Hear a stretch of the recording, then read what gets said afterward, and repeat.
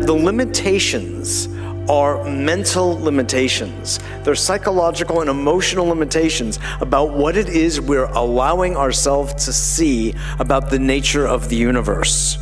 Moray and I had a very nice little chat about this, that it is a game in many ways of perception, and you get the world that you perceive. If you keep perceiving it on one level, indeed you will get that world. And if you open that world up, which is the purpose of this entire conference, you will get a larger, infinite world. Okay, without further ado, I want to bring on Judy Wood and get down to some more brass tacks so we can progress our evolutionary thrust in today's afternoon. Judy Wood. Thank you.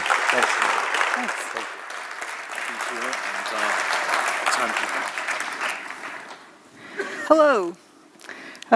What makes, let's see, my laser pointer. My laser pointer I don't see anymore. Nope, laser pointer. A laser, please. Well, I had one laying out here, and You had it laying out. the blue one. Yeah, great. Thank you. Fantastic. Well, what makes a scientist? The lab coat? Many folks have said that, well, she's not a scientist, she's not an engineer. Well, what makes an engineer? Well, I have degrees that show it. I have a lot of experience that show that. But a lot of folks need an icon. They need somebody to look the position in order to take it seriously. So I'll go ahead and take these off, or maybe take me more seriously if I wore the coat. Let's see. Hey, you want to pull it off so I don't take off the... How far do you want to go? Yeah. There you go. Most people don't realize that this lab coat originally came from, does anyone know? Madison Avenue. They decided that doctors will look more official and authoritative if they wore a white lab coat. Thanks. Well, one thing that does make a scientist is a bag of evidence. This is evidence, and that's what we're going to talk about today. So, where did the towers go? We assume where they went. But did anyone ever stop to think about that question? One thing about evidence is that it's there, it's truth. The evidence is always the truth. Assumptions are where you get off track. So let's start. Once upon a time, there were two buildings, two towers, and then they went away. Well, third tower and a fourth tower. This is all that was left. This is just that yellow corner of that building, and all that was left. To remind you what was there beforehand, and here's just that little corner is all that was left. This is the dawn of a new age. There exists some technology that can make a building of that size go away. It has the ability to direct energy in such a way to disrupt the molecular bonds. It's also, energy is directed as opposed to being kinetic energy. Kinetic energy like a wrecking ball or a missile or something solid. We're going to go through the data and see that you can eliminate about every kind of kinetic energy weapon.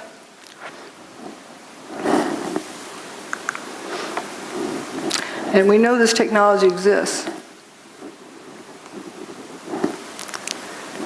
The whole world saw it, even though they were told they saw something else. They saw what happened. And this indeed is a technology that can be used for free energy. It doesn't need to be used for evil purposes.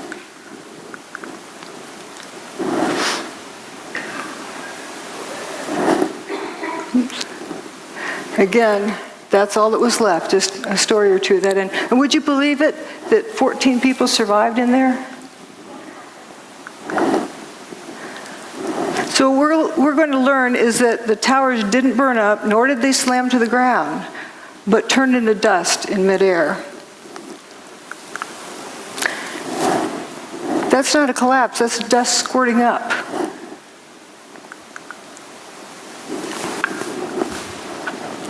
Why did so few people see that? Because they were told to see a collapse, maybe? There's three main things that keep people from seeing what's going on. Problem-solving skills, groupthink, peer pressure, and that they're terrified by the implications.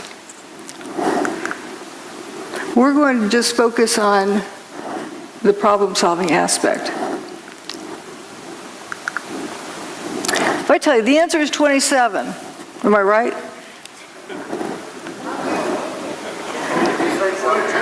Well, what's the question? What's the problem I'm solving? If you don't know the problem, how do you know if the answer is right or wrong? You first have to define a problem before you can solve it. And it can be referred to as a syntax error because the order matters. Like when doing this math, are you adding those numbers together first or multiplying these first? You'll end up with a different answer depending on how you group them. The same thing with crime solving or with problem solving. The order matters. So if you start out with a theory, we have thermite or we have bombs or we have airplanes or whatever theory someone has, and they take their pick from this list of things, and then they go cherry picking and searching for the data that's going to support their theory. So in essence, what they've done is determine the problem. But what happens if it was something else that they didn't take into consideration? They'll never get to the right answer. And that actually is one of the key things in a cover-up. You get people arguing about guesses, about assumptions about what the problem is, and they never look at the problem. If you don't look at the problem, you can't solve it.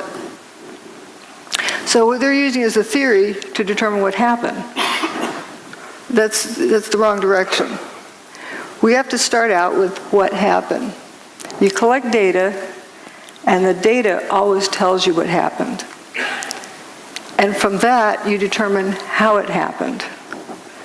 But only after you first establish what happened can you determine how it happened. If you don't know what it is, you can't determine how it happened. For example, look at these beams falling with dust trailing behind them, opaque dust. Let's say you're going to impersonate one of those beams. So you cover yourself with dust and jump off the top of the building. From the ground up, would someone see that dust trailing off of you? No. You need more dust. Okay, let's say you get a couple of armloads of flour and eject it out as you're falling. Can you impersonate this? No, that's opaque dust. It initially blocked out all of the sunlight, 100% of the sunlight, so it was pitch black. It's very dense dust. And you come to the realization that these pieces of material are becoming dust. They're frothing up into dust as they fall. And they didn't hit the ground. But if you didn't know that these turn to dust, and you start out with an assumption, you wouldn't get to the right answer, because do you know of anything that could turn a building to dust in midair? Something turned it to dust in midair. So it's important to first determine what happened, then how it happened, and only then who did it or why they did it. But again, we're just going to focus on what happened. The towers didn't slam to the ground. If they had slammed to the ground, there would be over 1 million tons of debris left stacked up in the ground. That didn't happen. Manhattan would have been flooded. Well, as we'll see, the towers were built in the Hudson River with a dike around them. If you slam 1 million tons of debris down onto the dike, you're going to break it. Didn't happen. And if you slammed 1 million tons of debris to the ground, it's going to make a thud. The seismic signals did not reflect that. Those are the 3 biggest issues, but there's a whole lot of others as well. But we'll focus on those initially. The lack of debris, the fact the bathtub wasn't damaged, and the low seismic recordings. There's all sorts of other things, and toasted cars, of course, is one of the favorite things. And then in the second part, I talk about other pieces of information, other data that shows more about what technology is involved. But remember, you first have to establish what happened. Lack of debris. Again, if over 1 million tons of debris slammed the ground, you'd see a pile of debris left over. All right, you go to work on a nice September morning, and there's Tower 1, there's Tower 2, and you work down here in Bankers Trust. So you're going to go into your office there in Bankers Trust, and then you're going to look out the window and see what you can see. Down here, you look out the window. What's it going to look like? That's looking out that window. Air-conditioned office, looking across the street, and whoops, where did the building go? This is right after 9/11. Tower 2 is basically missing. Tower 1 is missing over there. I think everyone would have to agree there's not enough stuff left piled up on the ground. So again, we're looking out there. Now we're going to look the other direction. And this main body goes missing. Just the north wing is left.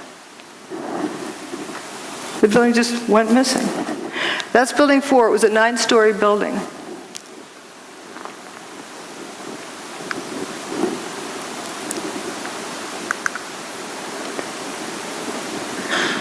So this is what was there beforehand, and it just basically all went away.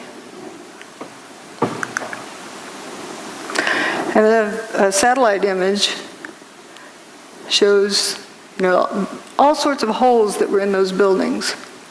The middle part of building 6 is gone. It looks like a post hole digger cored it out. You have holes over here on Liberty Street. Even some holes in Vesey Street. And notice again that north wing is remaining, but the main body's gone. And this is Bankers Trust, where you're looking out the window, seeing a non-building across the street. Few people talk about this building. It's a 22-story skyscraper. Well, it would be the tallest building in most small towns. It went away except for that last little corner. And building 7 over here as well. Every building with the WTC prefix was destroyed that day. So we're going to look at this direction. Now, a lot of people talk about hearing the BBC announce early that Building 7 went away. Well, CNN did the same thing for 1 Liberty Plaza, but it's still there. They just get excited and want to be the first to report.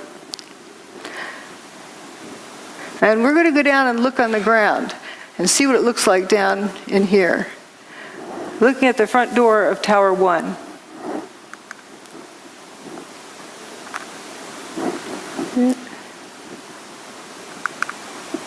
So here we are down on the ground. There's Tower 1, the north and south walls.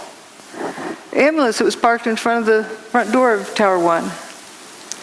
It doesn't look clobbered by anything. This picture, I believe, was taken on 9/11, later in the day. I don't see any big steel beams on the ground. There's aluminum cladding. The towers were built with steel columns on the outside that were covered with aluminum cladding. And you see the aluminum cladding. The ambulance looks pretty good. This was the day after 9/11. Peter Jennings in the studio. Do we have sound? Uh-oh. Well, what Peter Jennings is saying is, George, oh, you got it. And have you been able to Start again. This is Stephanopoulos is down in Lower Manhattan today. George, I don't know if you heard a little earlier me raise this question, which was actually raised by ABC's Jackie Judd as we look at these areas down below and the video of where the towers used to stand and where is all the rubble gone. And have you been able to, is there any way you can answer that question? I'm sorry, Peter, I didn't get the question. Okay, I apologize. Jackie Judd and several other people keep asking us, when you look at where the towers used to stand, there is surprisingly so little rubble. Where did all the rubble go? It's a very good question, Peter, and I have asked some people who've been doing some of the rescue and recovery work this morning. If you look behind me, you can see the very remains, the skeletal remains of the World Trade Center. And one volunteer, Robert Gerlinski, explained to me the reason there's so little rubble is that all of it simply fell down into the ground and was pulverized, evaporated. This is vital information. I really feel for George Stephanopoulos. He's got this job telling the world what's going on there, and that's the best he could do.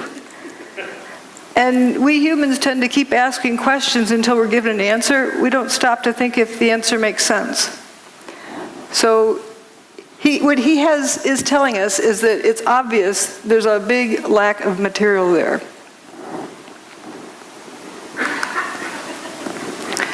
And here's an elevation map of what was left. And you see building 4 went missing, the holes in building 6.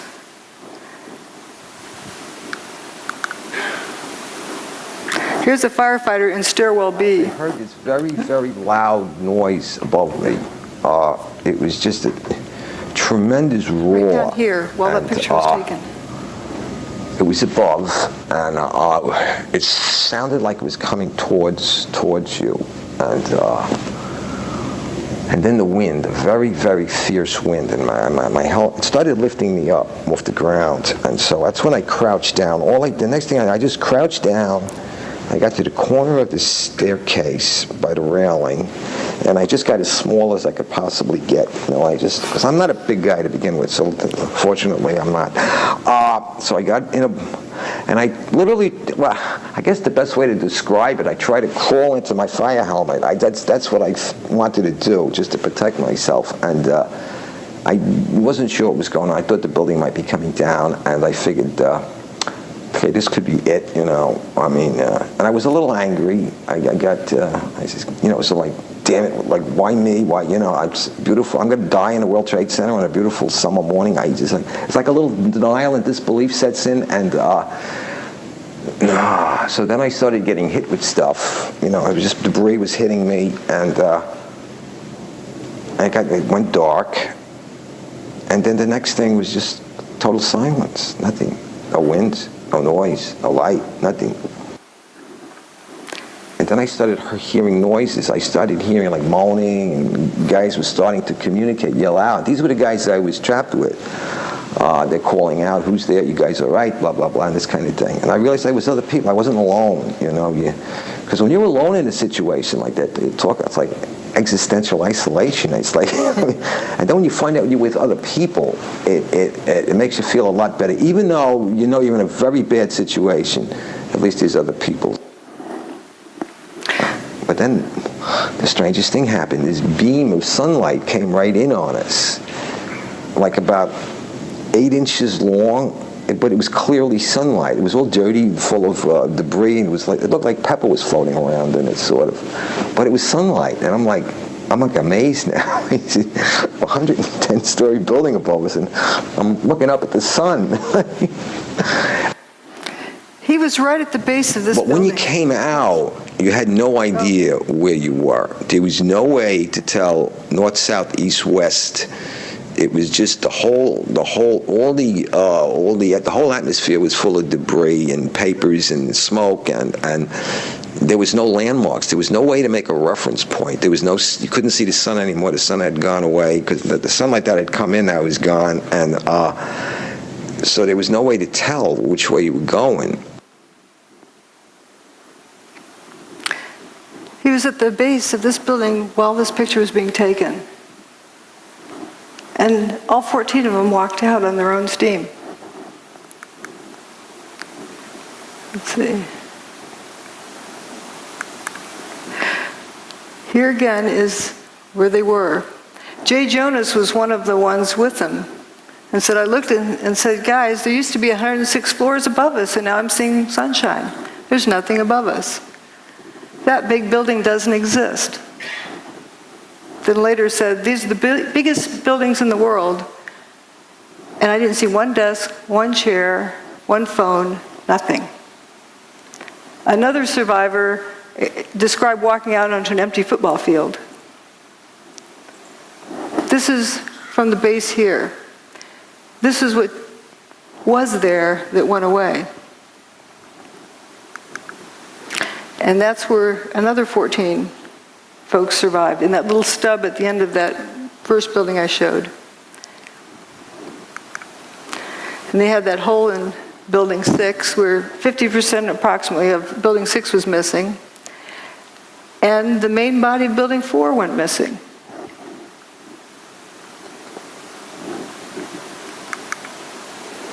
Every time a floor hit another floor, it would not only make a noise, but it would cause tremendous vibration. So we're being bounced up and down off the floor, hearing this collapse coming closer and closer. Mickey Cross was caught on the second floor. My helmet started flying off my head. I had forgotten to snap my helmet. So I grabbed my helmet. I guess instinctually I just pulled myself down the corner. The collapse of the North Tower created a massive rush of air. I was blown down 6 stories down to the first floor, and all I can remember while I was being blown down was, oh my God, oh my God, oh my God. There wasn't any time to think about anything. The 110-story tower disintegrated in just 10 seconds. It was that fast, yet for me it was kind of slow motion too at the same time. And I remember thinking to myself, I said, oh shit, this is it, we didn't make it.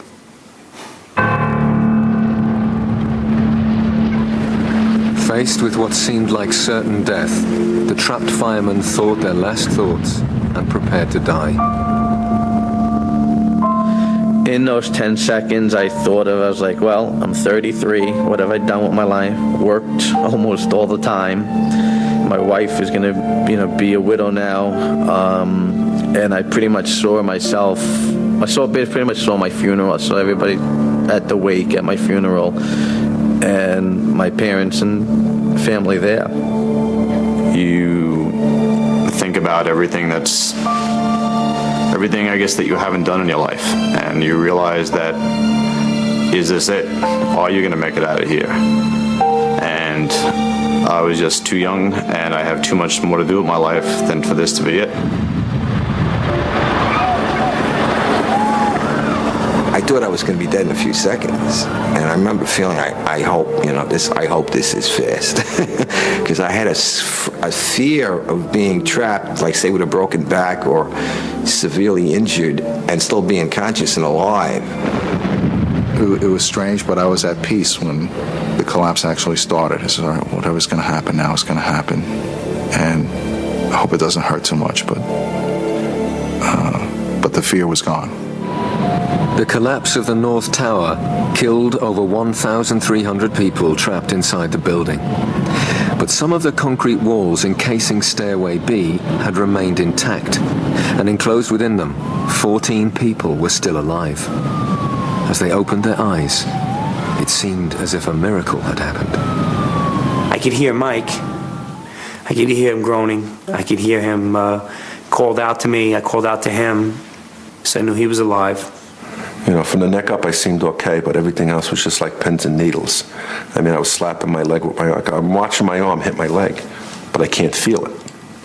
I had my flashlight on my side, and I looked at my hands and looked at myself to see if I was bleeding or anything anywhere. When he heard noises around him, Captain J. Jonas realized he too had somehow survived the disaster. I wanted to know who was still alive. And I started calling them out by name. All the people in their group survived. That's a nice happy ending. But the descriptions they gave were not of a building falling on top of them, were not of bombs exploding around them. It wasn't high heat, they didn't get cooked, they didn't get squashed. The building just turned to dust above them. So we're going to look now at what was left. If we go down below the ground in that corner, well, here's what it looked like. The building indeed, the main body went missing, just like it was sliced off there.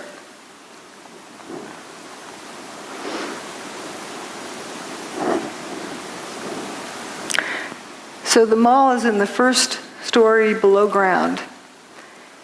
And there's some firefighters that were walking along there. We're going to go down one story and look at them. The perspective.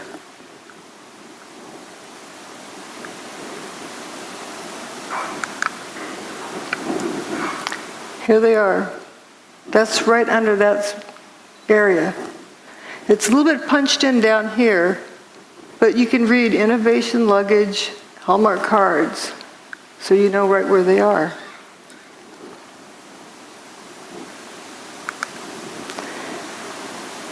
So now we're going to go a couple of stories below that to the loading docks.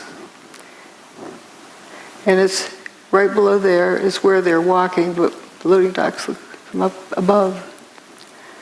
And it's painted purple under Building 5, so you know where you are, and then green under Building 4. So it's color-coded so the delivery trucks know where to unload. And we're going to look down that direction.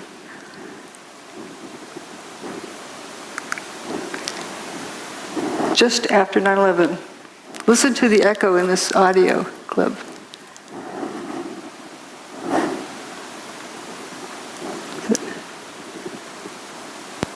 Going down to the parking garage. We're in quite deep. These are the first pictures of search crews underneath the World Trade Center, desperately looking for survivors. That's not a collapsed parking garage. That's not even a full parking garage. It's an empty parking garage.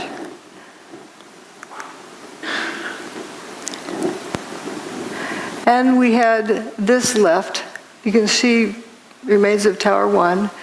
Stairwell B where those guys survived, and it's all at ground level. There was a lot of dirt brought in. We were able to move 120 dump trucks out of the city last night, which will give you a sense of the work that was done overnight. So some of the debris has already been removed. More of it is being removed, and it'll be done by barge all throughout the day today. Did you think it was going to get cleaned up in one day? Again, here's the ambulance picture and all that was left. Where's the debris of 1 million tons of building? One of the other survivors said this. We kept telling him we're in third floor, fourth floor, stairwell B, North Tower. Where are you? North Tower, stairwell B. Where are you? Stairwell B, North. Don't you know where North Tower is? They didn't know where the North Tower was because there's nothing left.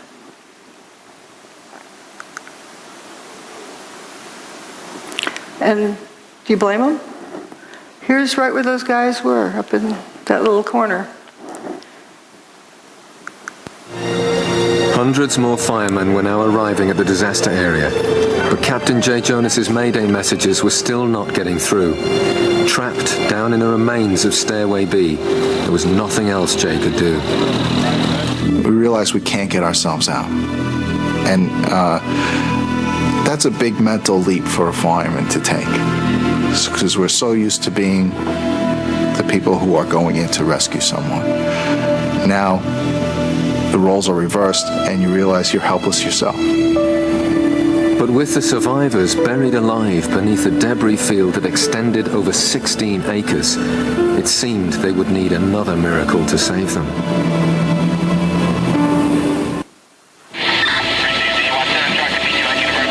It was midday on 9/11, and in the chaos and confusion, Captain Jay Jonas's Mayday messages were still not being received.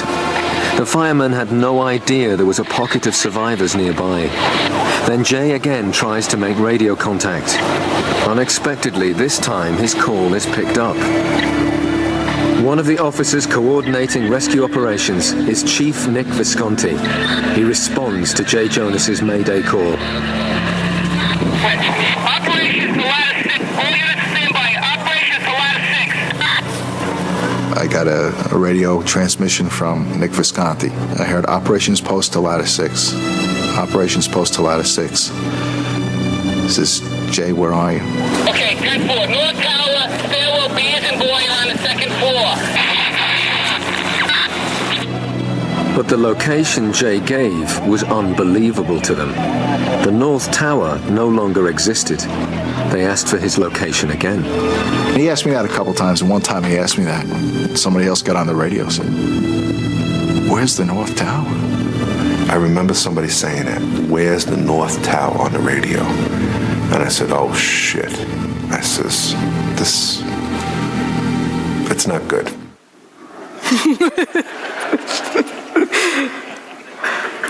What I like about these clips from the BBC's show about the Miracle in Stairwell B is that these are the original people. They're telling their story.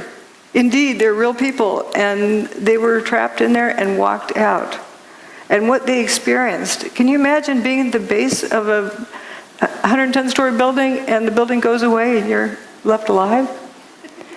There's also a fellow who remained at the edge of that hole in Building 6. His buddies didn't make it. They were a few feet away. There's Stairwell B. Just to look at the amazing aspect of this, you get the bare sidewalk over here. Building 7, a 47-story building, didn't even fully spill across the street. If you had a big building coming down like that, even with explosives in it, it'd be like machine gun fire on all the adjacent buildings. Didn't happen. And this dome doesn't look clobbered. It's right across the street.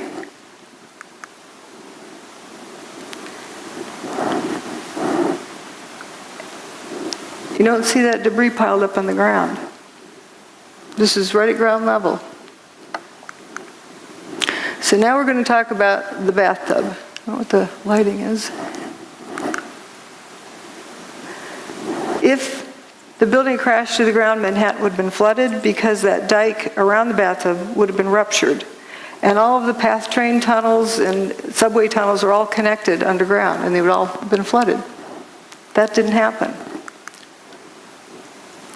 Here are the towers before they built across the street. There was just water right there at the base of the towers. And the towers go well below the water table. There's also the rail lines that come under the Hudson up into the base of the bathtub. That tunnel was not damaged. First they were worried because they had water in the tunnel, but they had fire hoses on it, rainwater going in there.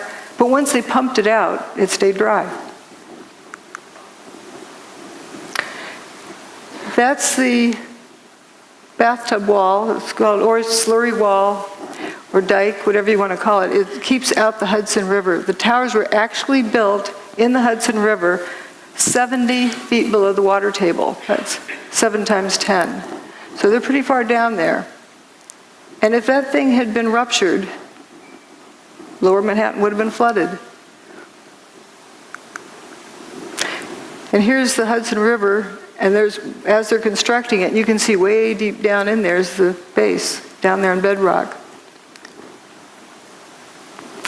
The PATH trains from the Jersey side used to come up through here and back out, but they rerouted them to turn around in the new big bathtub.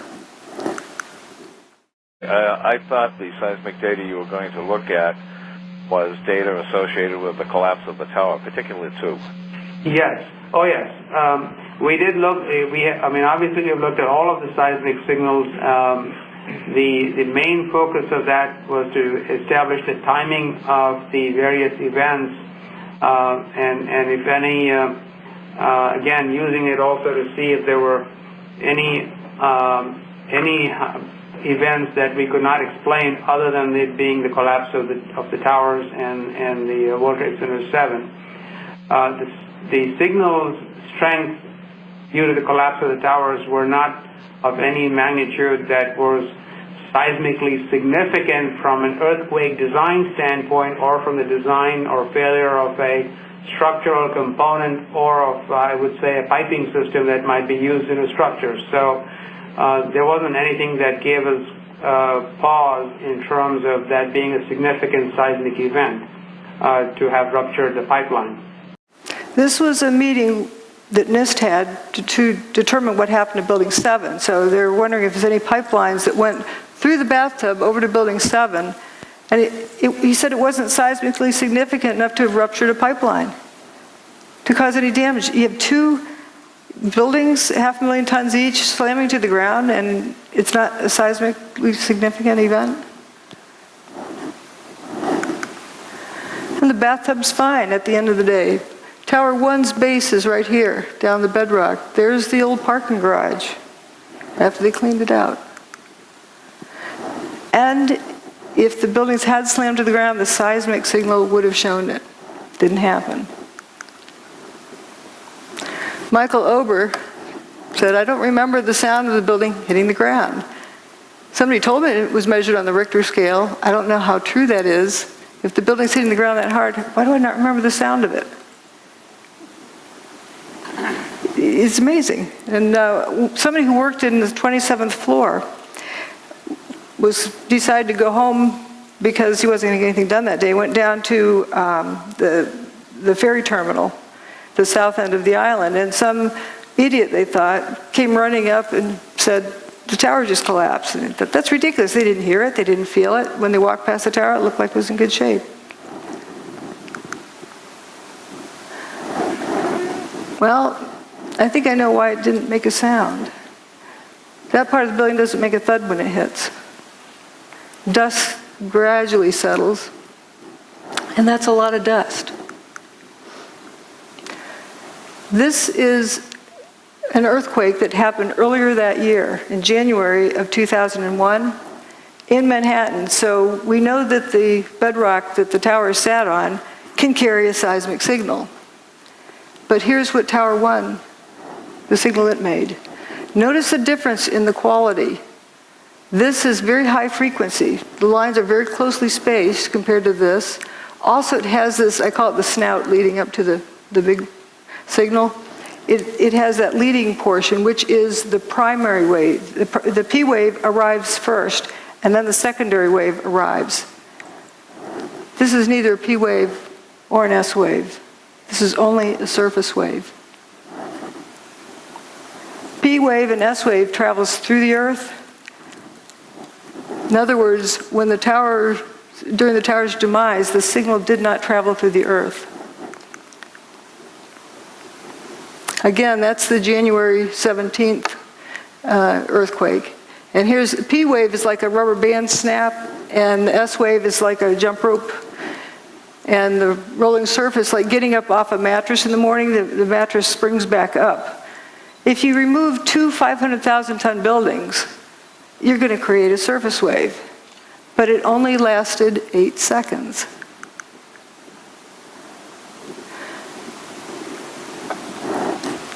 You know it takes 9.5 seconds to throw a bowling ball off the roof of the towers and have it hit the ground?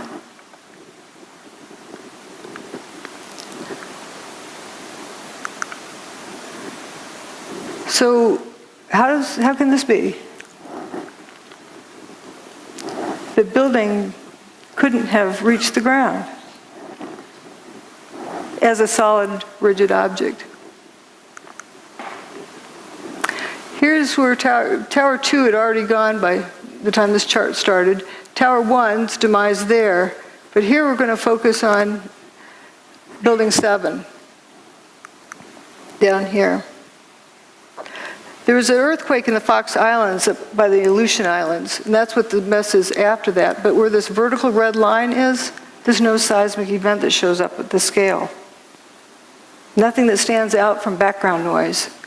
For a 47-story building's demise? This is the King Dome. So here's a controlled demolition, and it produces a P wave and an S wave. So what length of time does that take? It takes, for a free fall speed from the roof to the ground, is about 4 seconds. But the portion of time that the ground shook was more than twice that. So that doesn't answer the question either of what we saw. And with Building 7, what is very telling is that they calculated when the P wave and the S wave should have arrived because they could not pick it out from background noise. They couldn't even pick out where the surface wave arrived at one of these stations. So there's 5 different stations reporting, and they had to calculate when the S wave and P wave would have arrived, and it was not there. The signal did not travel through the earth. So if we have Seattle King Dome, we're going to look at things relative to that. That made a 2.3 on the Richter scale when it was blown up by controlled demolition. And we have these 2 towers. Let's say for the Tower 2 was the first to go. So if we turn it to dust, all but the bottom 16 stories, and then drop a 16-story building to the ground, we record approximately the same seismic signal as what was recorded on 9/11. Just pretend this rest doesn't exist. And for Tower 2, if you turn it into dust above the 20th story and just drop a 20-story building to the ground, you get the seismic signal that was recorded. And for Building 7, it's all but the bottom 2.5 stories. Where's the rest of the building? Makes it 0.6 on the Richter scale. That's like a jackhammer. It should have sounded like it was raining dump trucks. You know, big dump trucks go down the road, they wake you up at night because they vibrate the ground. So we've talked about these 3 things. Now we're going to talk about dustification and lather. You'll notice I use a unique language. If you don't know what the phenomenon is, and you use the name of a known phenomenon, that's wrong. You're misleading the direction the information is going in. You're calling something like fire when it's not fire. That's why I use the word fumes, because if you use smoke, you're assuming the cause to be fire. If you don't know what the phenomenon is, better not use a name of a known phenomenon. Well, what happened to these buildings? That's a phenomenon we've never seen before. It needs a new name. I call it dustification. The buildings turn to dust. It's not a difficult word to remember either. And often I use names of food, you know, like Cheetos or something like that. You're not going to confuse this with food. It's better than using characteristic 493-7A. You're not going to remember that. But we're going to talk about dustification. As we talked about before, this is turning to dust as it falls. People often see these squirts ahead of the collapse wave. But what was that? If it's bombs, you'd see a flash and you see a whole lot more of them. But if you have the whole building turning to dust as it comes apart, what about the water tanks that are distributed throughout the building? They're going to get weaker and weaker as they're dissolving until they suddenly give way. And I'm tempted to believe that might indeed be what that is. We don't know. But if you got that whole building down on the ground in like 8 seconds, let's say 9.5 seconds just to give it some extra, it would have to be squirting out here at the base at a minimum of Mach 1.5. The air from the middle to get to the outside is like Mach 2.5. For sure, all of the adjacent buildings should look like they were machine gun fired. That's a lot of stuff to squirt out of the way. And that's assuming the building took, 9.5 seconds to come to the ground. So you just have this couple little puffs. Something's not right there, too. Now, people who say, okay, they claim they heard explosions. And so therefore, it must be bombs in the building. They're starting with assuming what did it, and then going back to assuming what problem they're solving, instead of determining first what happened. Well, if you recall, blasting zone ahead, turn off cell phones and two-way radios just in case it triggers something. How are you going to get everyone to unknowingly turn off all their cell phones in southern Manhattan for weeks ahead while they prepare the site? But there were sounds of explosions. Bombs go boom, but not everything that goes boom is a bomb. Think of putting an egg in your microwave oven. Turns out there's a lot of folks who talked about these Scott packs exploding at ground level, sitting on the fire trucks. There's a lot of testimony here. We don't need to go over it, but there's various firefighters who talked about hearing these Scott tanks exploding. Now this is slow motion of Tower 1 coming apart. And you notice this, there'll be some column that starts falling down this corner. I think it's in here. And we're going to follow it down and watch how it just turns to dust completely.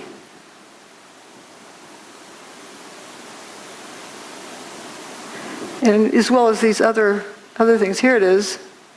Okay, it's got the dust trailing behind it. This is a solid piece.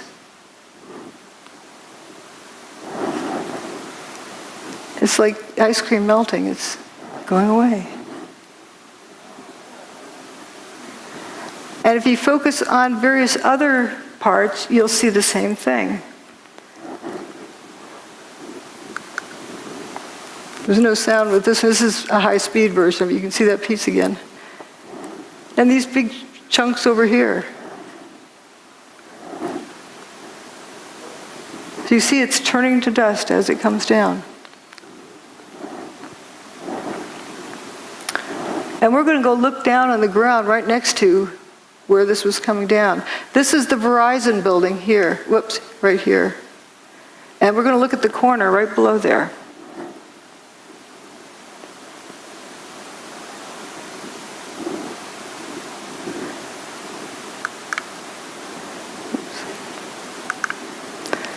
That's the Verizon building right there. This is that intersection where that material was falling. Right after everything's settled, these people who were hiding come out of their hiding places. And they're probably in awe. There's, no building here. You can see sky. Looking at the body language, the guy with his hands on his hips, arms folded, arms that side, they're probably in total amazement and shock and just bewildered. I call this picture the Twilight Zone because they probably felt like they just walked into the Twilight Zone. A bunch of cars went into spontaneous combustion, apparent spontaneous combustion up here with a sea of unburned paper in between. And here's that toasted car lot. But we're going to look at various directions of watching this dustification. There's a cluster of core columns that remains here. Watch what happens to them.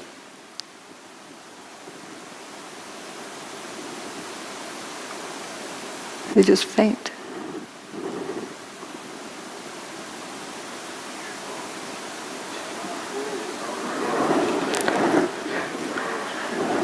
I believe that's the upper part of where those firefighters survived in Stairwell B. Those are core columns. This is another one. See how it peels away like a banana? And you see this clear air around it. Some folks like to say dust settled on it. Well, dust can't settle on something like that fast without seeing it.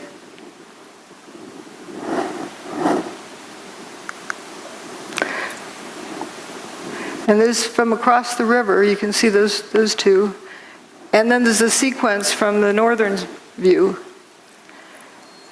And my detractors like to say, oh, it fell over. And because the dust was so fine, it hung in the air. Well, if the dust is so fine it hung in the air, how could it be settled instantly? on these vertical columns. We saw how it was peeled away like a banana. But it comes a point where it's no longer a crisp boundary and just turns to dust. I call it dustification. I mean, where have we seen it before?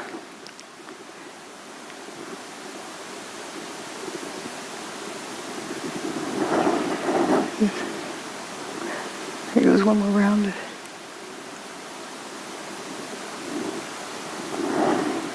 But you're told to see a collapse, so you tune that out. You can see all of this just frothing up into dust. That part.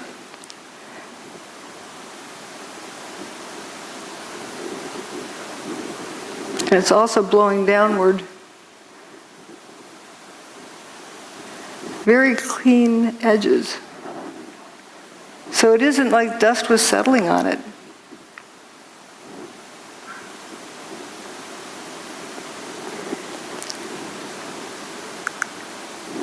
And another part of it, this is further up than this image, because this is coming down close to this building. But notice there's some chunks that go missing. And notice the dust kind of squirting out the ends of those pieces. You can see it trailing. So the reason why you didn't hear a thud when it hit. Lather is a term I use when it looked like another unique behavior pattern, but I think lather is just the part doing the same thing that this is doing, but doing it in place. And this video is of Building 7, the north face, but notice it's one face and one face only that has this lather pouring out of it. No, go low to the corner.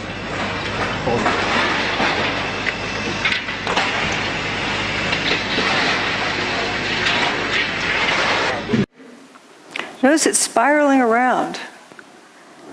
And if it was smoke from a fire and it really needed to get out, why isn't it coming out these windows? If there's a traffic jam, why does it take the path of least resistance? The wind that day was 7 or 8 miles an hour. No, go low to the corner.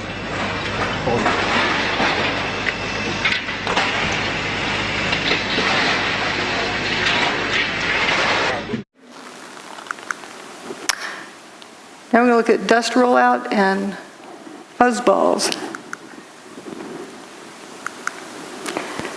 This wall of dust is pouring down the street. It was chasing people, and it overtook them.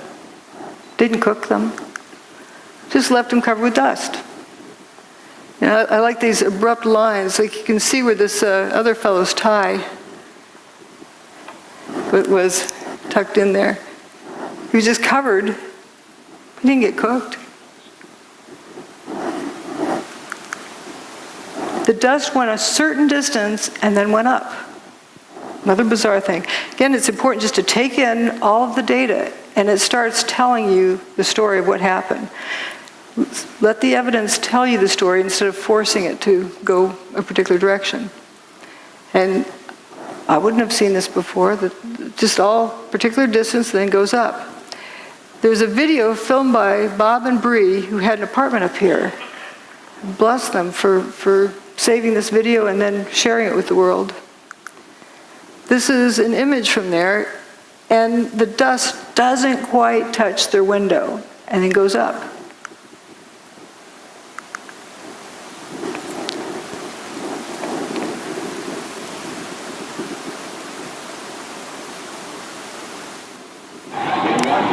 Oh my God! Oh my God!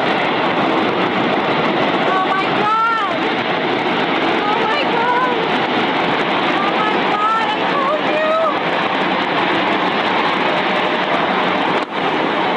Oh my God! All these people!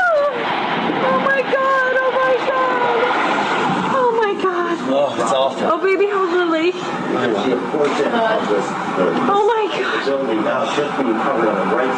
Come on, let's go to the other room. Yeah. Let's see how it's starting. Is this dangerous? It's just smoke. There's no danger of buildings. Is the air conditioner turned off in the room? Good thinking. And the windows closed in the bedroom? Near the area are an absolute crazy situation. The entire top of the building just collapsed. The entire building just collapsed. Building just collapsed. We're going to leave because... See how it just starts shooting up? It doesn't touch the window. This is a devastating blow. It doesn't go past here. Is no more. We do not know at this point the extent of injuries or casualties, how many people were in these buildings trying to get out. We've seen some gut-wrenching. Oh, people are running away. They're running away. Hanging out of windows. What are they going to do? Green you guys grass. Run away. You see the obvious. That grass stayed green the whole time. All right, let's go to ABC News right now. I think it's going to be blown away from us. No, it's the wind is being blown away. Horrific, incredible, not to be believed. It just came that particular distance, but it went up. Just a few minutes ago, within the last minute actually, the second twin tower collapsed. Just to recap, if you're just joining us, around 8:42 Eastern time this morning here in New York City, a plane crashed into the right twin tower of the World Trade Center. About 2 Isn't it amazing? It goes up. Now, controlled demolition, the dust doesn't really go above the highest point of the building, the original building. But this went up and blocked out all the sunlight for a few minutes. And it went up and continued going up. And continued going up for months and years. Wet tire tracks, they wet it down, they're misting it from up here. But what's this? Wet dirt. All right, fuzzballs. Notice how clear the air is from here on up. But down at the bottom is a thick haze. And you'll notice from the time on the clock that it's only 15 minutes after the South Tower went away. And this is 15 minutes before the North Tower went away. How could that fine of dust have landed in that short of time? It's fallen out of the air because it's clear. And there's several other pictures that indicate this, that it was coarse dust that landed and then became fine dust and began rising up like it kept breaking down. Toasted cars, we got to get to the toasted cars. I say they're toast, they're history. I can't say they're burnt because I don't know that. But they're toast. I just decided to use that word to say something happened, messed them up. You can't fix it, you got to get a new one. It's history. This is a police car found on FDR Drive. I don't know how it got to, I don't know where it was toasted. There were some that were witnessed as being toasted on FDR Drive. But this one is quite interesting in that it has an abrupt, toasted, not toasted. Like it's like it's on the showroom floor. It just had a new wax job back there. What abruptly stops? A real fire, a regular fire, doesn't do that. It would be lapping around the corner. Also, why aren't the lights melted? And you have the circular spot on the other side. Gas tank is still, fine.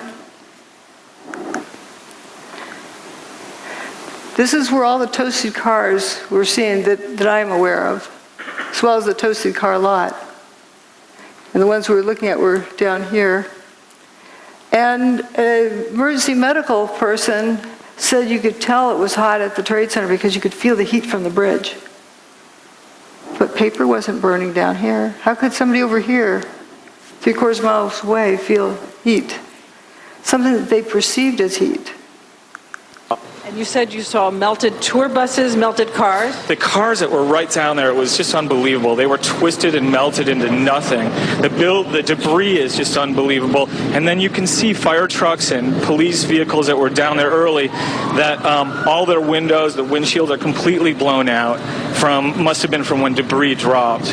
But even more jarring, I think, is this scene right here. Look at these two cars placed on top of one another. I think when you think about the impact that these planes must have had, it's hard to visualize. I don't know what to say. Because everything melted. But here, at least you have some remnants. You have literally an engine that is melded together with other parts of the car. moving over, you've got another car they moved here. It looks like it's been through a war. You can see the papers, all the burned out papers from the building. You see the soot and the dirt, and it just shows you how devastating this blast was. Look across the street there. You've got a Con Ed truck that, you know, some of the Con Ed people now looking at, examining, trying to figure out which truck that actually was. But that truck, too, in terrible shape. So while many of the items, the steel, was literally melted. People who have been right down next to the base of what was the trade towers say there's virtually nothing. Yes, we'll stop here on this toasted bus picture. And realize there's no burnt marks, no scorch marks. The toasted bus. But yeah, these poor reporters, they're doing the best they can. Remember, the evidence is the truth that a theory must mimic if a theory is correct. Starting out with a theory, if you haven't figured out what happened first, you're just solving an imagined problem, not a real problem. So it's so important to look at the evidence. As we've seen, the evidence is showing us a different story than what we were led to believe. Now this toasted bus, notice there's no big flame marks running up the side of the bus. No scorch marks. Is this echoing? Oh. And then we have also this vehicle that's already rusted. You can see Building 7 is still standing. Every car up this road was toasted in some way. Every vehicle. I call this the swamp. I think you can see why. Is it the sound? Oh, yeah. No door handles. Yeah. Not a trace of window glass.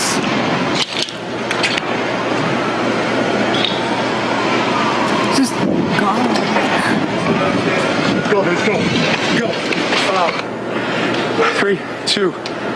Oh, man. More debris falling from a nearby building, the World Trade Center. We're at West Broadway and Barclay. Very difficult to breathe here, but look around. This must have been ground zero where this thing blew up. Car after car after car, buses, completely obliterated and burned straight down to the steel. Behind me? He was describing it the best he could. Here's more of that street. And notice no door handles. Now that in itself isn't surprising, but we're just noticing the patterns. It seems that door latches, trunk lid latch, this door, door latches and door handles were completely gone. Also, this looks like it was sandblasted, ready for a new paint job. Not a trace of window glass left in that. And that's what seems to be a trend with the toasted vehicles. Something happens to the engine compartment too, like this one down here. And notice again this distinct abrupt line between different parts of the car. Now, often folks say, well, that's just like any old burnt car. Here are burnt cars up at the top. Notice these rings of burn marks around it. And burnt cars also have remains of window glass. This is clean down here. And here we have traces of window glass left. And of course, there's a lot left there. But the ones on 9/11, there's not a trace. The ones that are seriously toasted.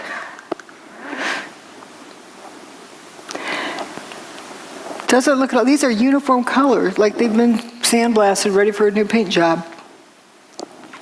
And the insides are completely toasted. I think they threw this stuff in afterwards. But the stuffing is still partly here in the burnout car.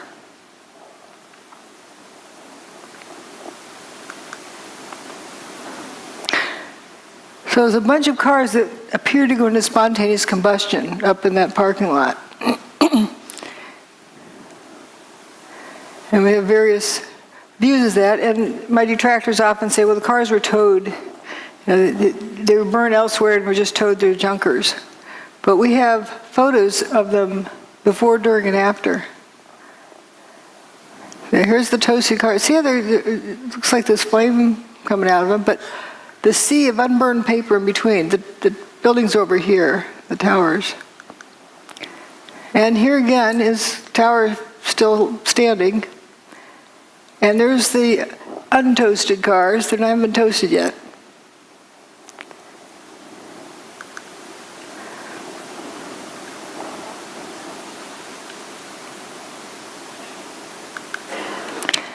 And there they are. They haven't been toasted yet.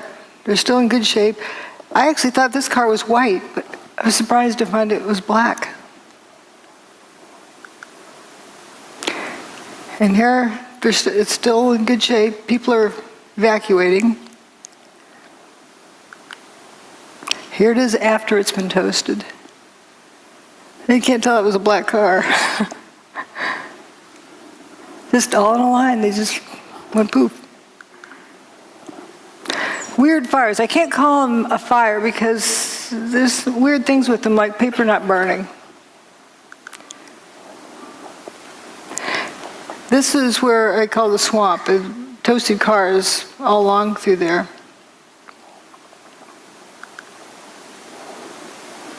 And the fellow who came out that door, he's probably the one that left it open, walked up West Broadway, and it was pitch black. And then he said, thank goodness the cars started lighting up, because then he could see where he was going. He walked out of there up to intersection C and turned over towards D. And intersections along there, paper's not burning. Here's the firefighters going for a lunch break. Here they come, doo-doo-doo, you know. They don't seem at all concerned that they're walking through this fire. They aren't worried about a car blowing up.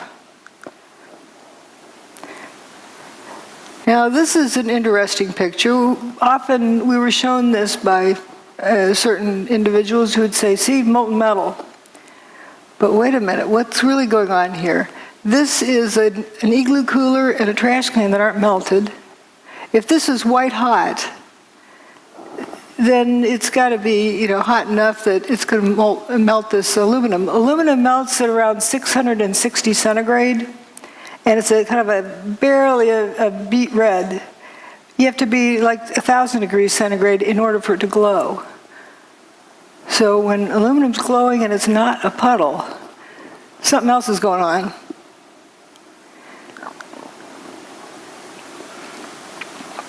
So we're told about pools of molten metal. Well, that's paper, not burned.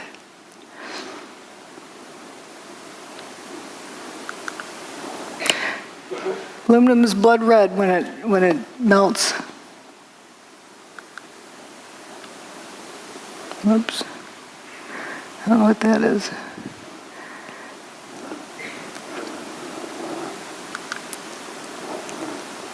Again, remember this temperature, and up here is where you need it to be well above where aluminum melts.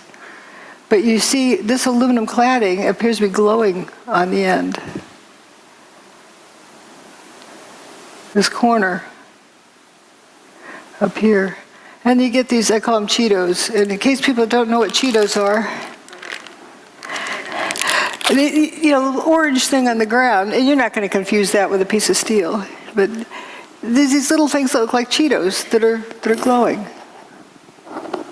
Pretty strange. Videotapes the firefighter reporting molten metal like a slurry or a steel mill or a volcano. Those are quotes. Giant pools. What about the pictures of them dragging oxygen hoses all over the steaming supposed hot metal? If it were that hot, you wouldn't dare do that, would you? Would you? Well, we do have the infrared photos of the molten metal. Well, again, what melted the metal? Was it heat? Or was it something else? Here on this thermal map that is so often quoted, point E is right next to where Building 3 had been. Here's point E. According to the measurement there, It's supposed to be 819 Fahrenheit. That's above 212, where water boils. This guy doesn't look like a boiled chicken. Yeah, how hot can that be? So the color in that map meant something else. It wasn't temperature. And nice bushy trees didn't melt, or didn't burn, neither did the paper in the street. But what happened to these vehicles? What happened to his engine? And where that firefighter walked up the street and turned the corner, here's right where he turned the corner. Again, you have these Cheetos on the ground, whatever they are. What's strange is the fire on the side of the van in front. And again, it was a different contrast. You can see it's just on the side of the van. What's burning?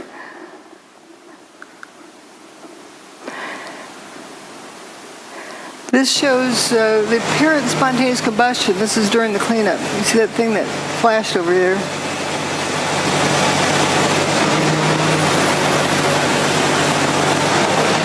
I think there's another slow motion clip of it. We'll see it over here somewhere. Oh, there it goes. Just apparent spontaneous combustion.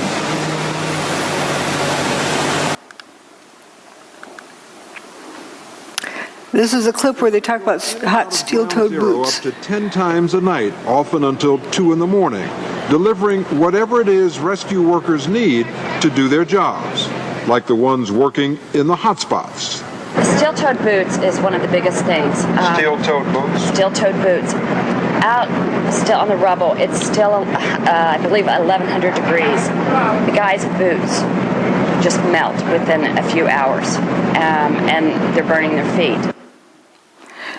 That story was repeated again and again and again. People assumed it was proof that it was hot. When my steel oven melts, the turkey inside is more than well done. So how can you have steel-toed boots melting and there's no reports of burned feet? How I hear that is the boots were coming apart. They're disintegrating. Someone suggested it was because of heat. And people just ran with that story. It was the best, the only answer they got to the question, so they ran with it. But something was likely happening to those boots, coming apart. But you can't walk around on a barbecue grill without burning, if it's that temperature. Mayor Giuliani. There were fires of 2,000 degrees Fahrenheit below the ground. I could be standing here and you could be standing there, and I could be describing to you, Governor, the site, and then a fire would break out in between us. And it was just by luck or the design of God that we weren't killed. He was standing on 2,000 degree temperature pile. He doesn't mean to be sounding like an idiot. He was describing something that he experienced, and that was the best explanation he could give. Apparent spontaneous combustion. So here we are, down to the rolled up carpets. You'll see why I call it that. At the end of the day, you have these straight soldiers here. If you have buckling from overload, doesn't it bend over? Doesn't it bend around the horizontal axis? Why is everything straight? If you overload these outer columns, they're going to bend. If you mash something down real hard, it's going to bow out. Yet what we have, instead of having it bend over, is curling around the vertical axis. Here's a cluster of 3 columns. And this lasagna noodle, see, you can't confuse that with a piece of food, but it emphasizes the fact that this isn't loading that does this. Something else happened to this. This is straight. It curled around the vertical axis, not the horizontal axis. How do you get something to bend more than 180 degrees and not even crack? It's a smooth bend, and it splits at the seams. This is a very interesting one. I'd like to have somebody, you know, an engineer who claims that that's normal, draw me a free body diagram and show me the loading to put on that beam to make it do that. You know, it's not like a rubber band that recoils. If it's hot and it's flowing, it doesn't have the strength to recoil. So how do you explain this crinkling up, like curling ribbon? You know, that's what buckled beams look like. They don't do that. You see through holes there. It just happened that one place. This was found in Banker's Trust. Banker's Trust was determined to have not had any fires in it. So we're going to begin the proof of concept. Okay, here's what we found at the World Trade Center. And here's something that John Hutchison bent. It's molybdenum. It's not cracked in the corners either. Smooth curling. When I first contacted John Hutchison, I sent him this picture and said, does your neighborhood ever get to looking like this? Because you have this toasted vehicle here, and the one in front is parked in the right place, but it's just got the tires in the wrong direction. You know, it's not oriented correctly. And notice all the marble around the doorway is gone. The rest of the building, there's no stab wounds in the building, no big beams went flying through. Another weird thing is the window glass. Sometimes just the outer pane's broken. The rock doesn't do that. Evidence of levitation. South Tower came down, I was across the street, and I picked up the camera just out of habit. And something in the back of my mind said, run, run, run. And never in 20 years of shooting in New York have I run from an assignment. But something in the back of my head just said, run. And as I hit the corner of Liberty Street, it was almost being picked up by a tornado, almost being picked up by a wave. It was like being picked up. That black cloud. That black cloud had substance. It was like night, but it had a solid feel to it. It was like gravel, hot gravel, and just picked me up and tossed me about a block. At one second I was running, and the next second I was airborne. And I lost my glasses, I lost my cell phone, I lost my pager, but managed to hold on to both cameras. But it threw you for a block? I was back down at Ground Zero last week and walked the area where I have a pretty good recollection of where I was and where I wound up, and it was just under a city block.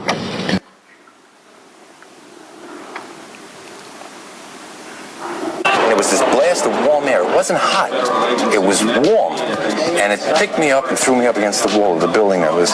You were picked up off the ground? Physically picked up off the ground. I remember an explosion. At that point, I got knocked out. I don't remember anything. Then I got up, and I looked out the window because the windows exploded, and the street below caved in.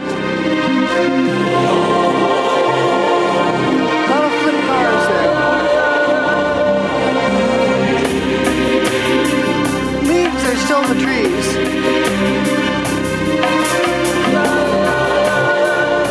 This is in good shape, but upside down. The cars appeared to be either flipped or toasted. Now let's consider something else here. John Hutchison's work, he's got water drifting up, levitation of water. All right, dinner then. Now we'll come back and talk about the weather. We need to talk about the weather, right? Someone thought it was a nice, beautiful day. Well, it was right directly above Manhattan, but not a few miles off the East Coast. See, it's as nice as can be. Here's Geraldo Rivera, who's chased out hurricanes for 40 years. Have been so attracted over the years to hurricane coverage, but there's risk involved. There is, the peril of not knowing what's going to happen, that adventure, and it's pitting yourself against an enemy. It's like war, only no one is shooting at you specifically. That's what the allure. But there is nary a storm that the juices don't flow, and you look and check it out. Remember that? I watched that live. That made me a star on YouTube. You got to get up close and personal. And This was Hurricane Ike, I think. that was recent. That was wasn't this Rita? You would know. You know what? I think it was Rita. Isn't it? Rita in Galveston, Texas. Yeah, Galveston. And obviously Katrina. Before that changed so many of our histories. It was so traumatic. And it's one funny thing I think of if only a hurricane had come on 9/11. Remember, they didn't know how to use instruments. The terrorists. They took off in Boston, and they literally, after they took over the aircraft, they steered by line of sight, and it was that crystal clear September day. Sure was. Beautiful. And if it were only one of these weather days, history would have been rewritten. And I think about that a lot now, and especially this time of year. So where the peak of hurricanes is. Yeah, you're celebrating 40 years? 40 years, imagine that. Isn't that 40 years. 40 years. Longevity has its own revenge. I've outlived like 15 generations of TV critics. Yeah. They all predicted I'd be done in a couple of weeks. Well, do you still get... Everyone has those stories, right? Oh, yeah.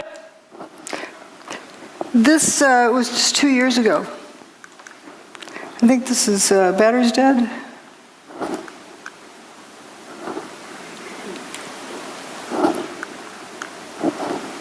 No, it doesn't seem to advance. I'm going to click advance.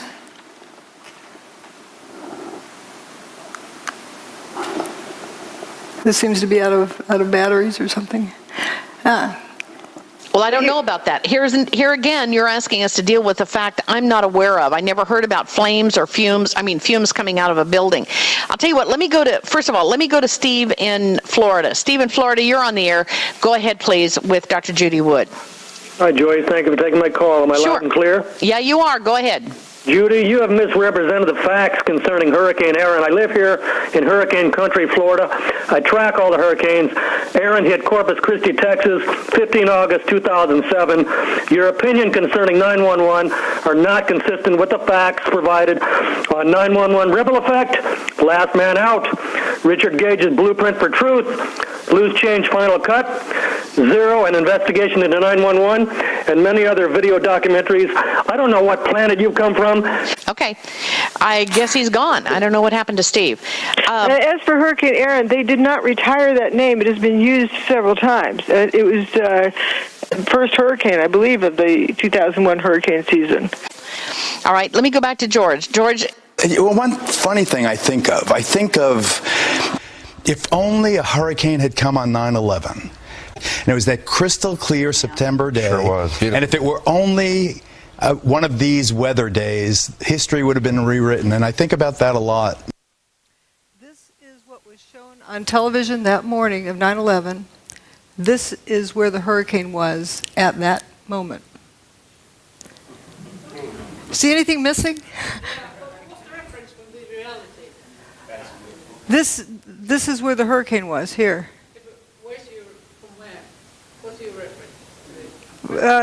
The satellite, the National Hurricane Center satellite images.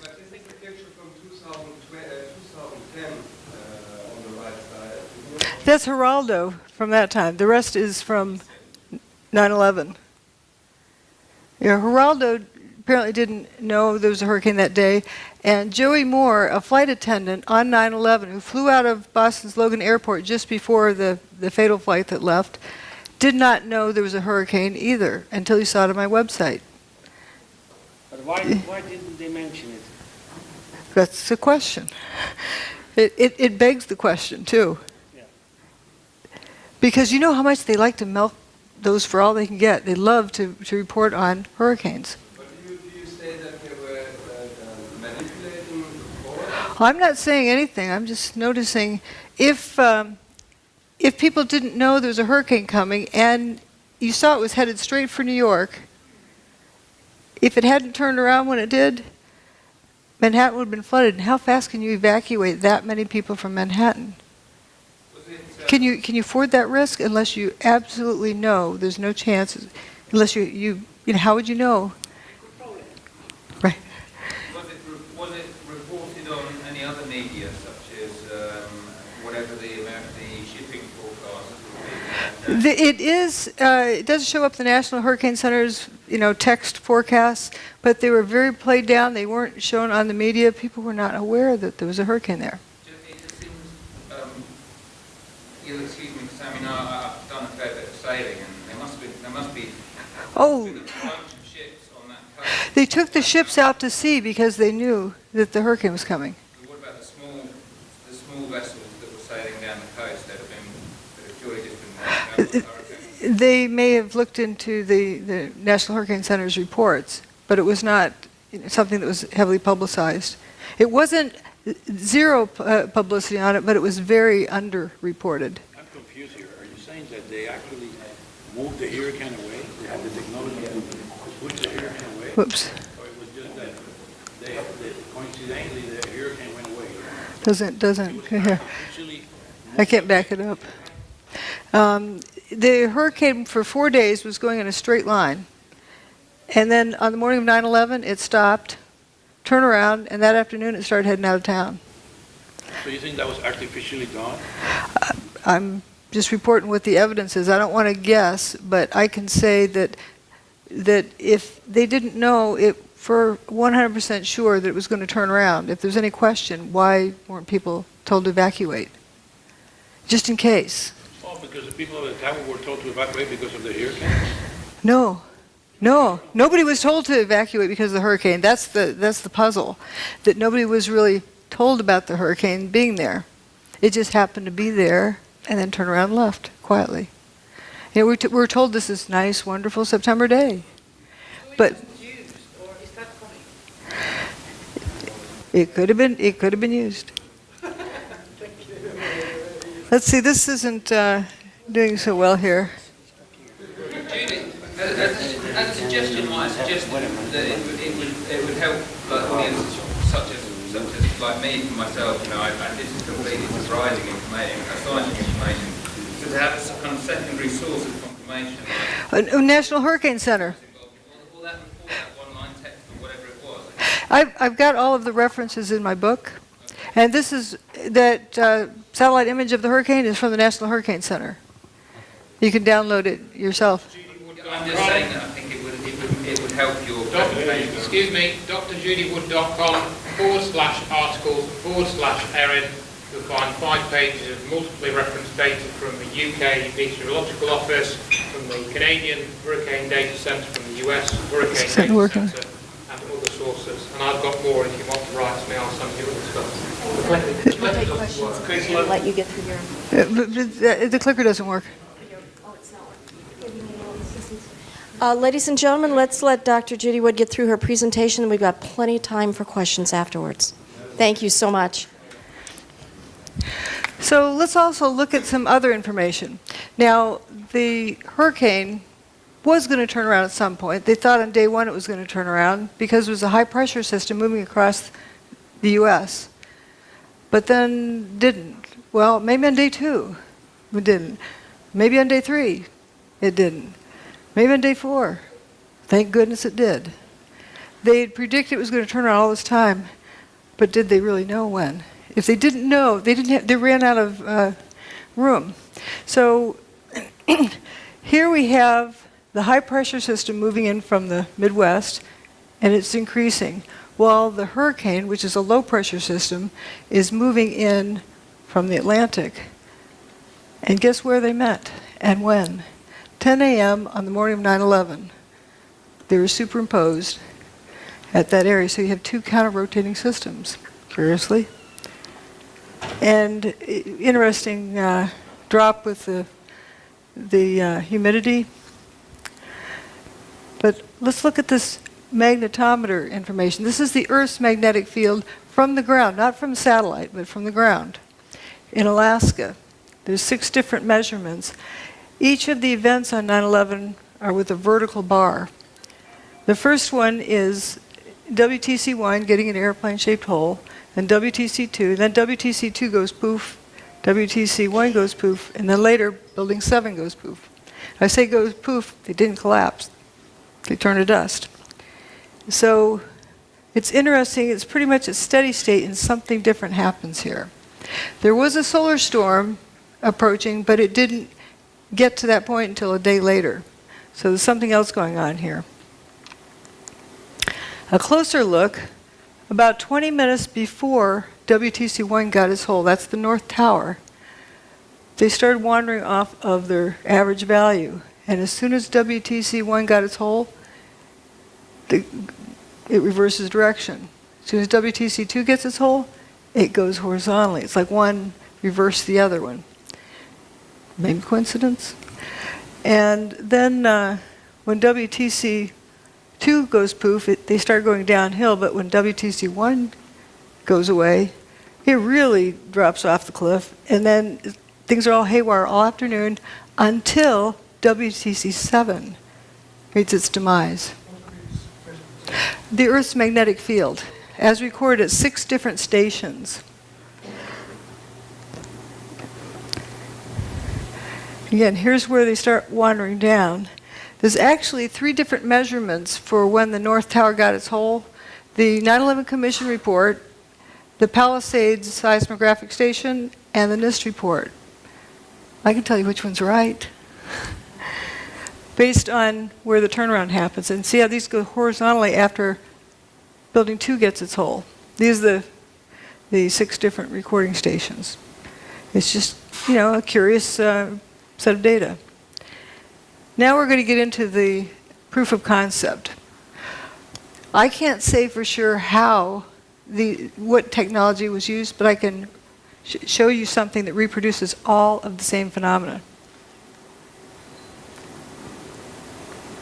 Seen this guy, Nikola Tesla. He can generate all of these various pieces of evidence, all these different phenomena. So can John Hutchison. When he tried to replicate the work of Nikola Tesla, he discovered all of these characteristics. And all of those characteristics were found at the World Trade Center site. Let's notice this metal luminescence without heat. Hot things glow, but not everything that glows is hot. George Pigott got a patent just about 100 years ago, a little over 100 years ago. Levitation. He's got a static field, and he's doing some other things with putting in some kind of energy, and he's got these static balls, these steel balls levitating. I think they're actually silver. And Thomas Townsend Brown also looked into the same area about using electricity. And then Ed Leedskalnin, who built Coral Castle. Here's John Hutchison standing in front of the Great Pyramid. There's a person down here in the background. You can see they're almost 2 blocks tall. Well, that's about the same height as this doorway of Coral Castle. So they're about the same size blocks. They're 15 tons each. So this guy built his castle by himself. We don't know how this one was built. We can only guess.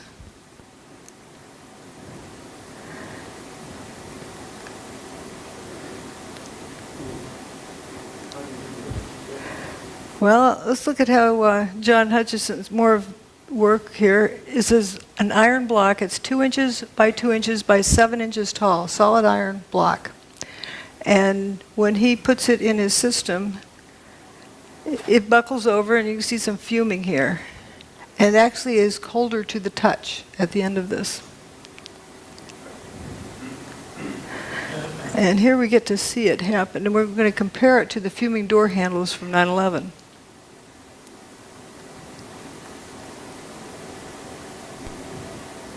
Here's the door handle.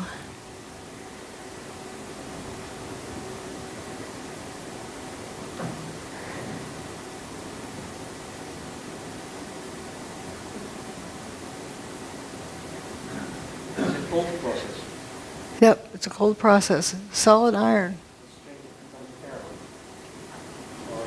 And this fuming, which is interesting. The car window is broken open here.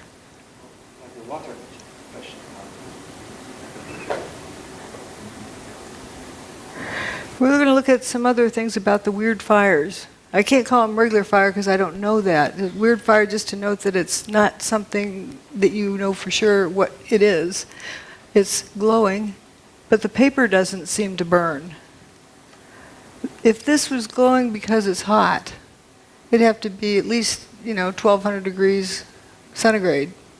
Aluminum melts at a little over 600 degrees centigrade. It's not a puddle. This aluminum is not a puddle, so how hot can it be? And this igloo cooler and the plastic trash can are not melted. The paper is not burned either on the ground. So what is that color?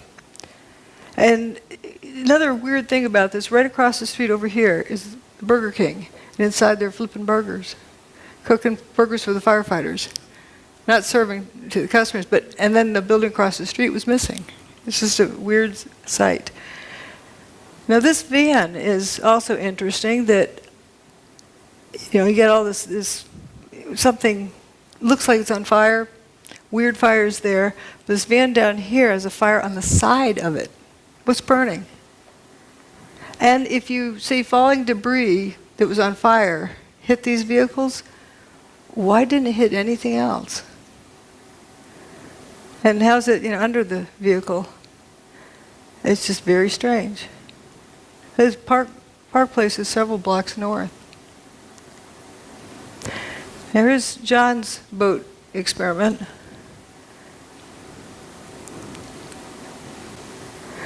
Well, what it shows is when he turns off his gizmo, then the boat lights up with weird fires. And the cars lit up right after the tower's demise, not during, right after, as though it was right after something got turned off. This is another interesting, at the WTC, how this beam curled up. Actually, that was right across the street. That was in Banker's Trust. These are John Hutchison's samples. Notice there's no creases in the corners. I should have found the picture of him holding this one like this. Yeah. Vitamins? But it curls up like that, like at room temperature. And this is a video that hopefully will run. There we go. It wiggles back and forth.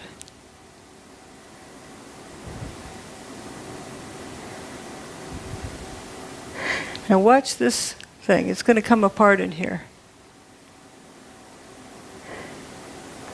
It's starting to come apart.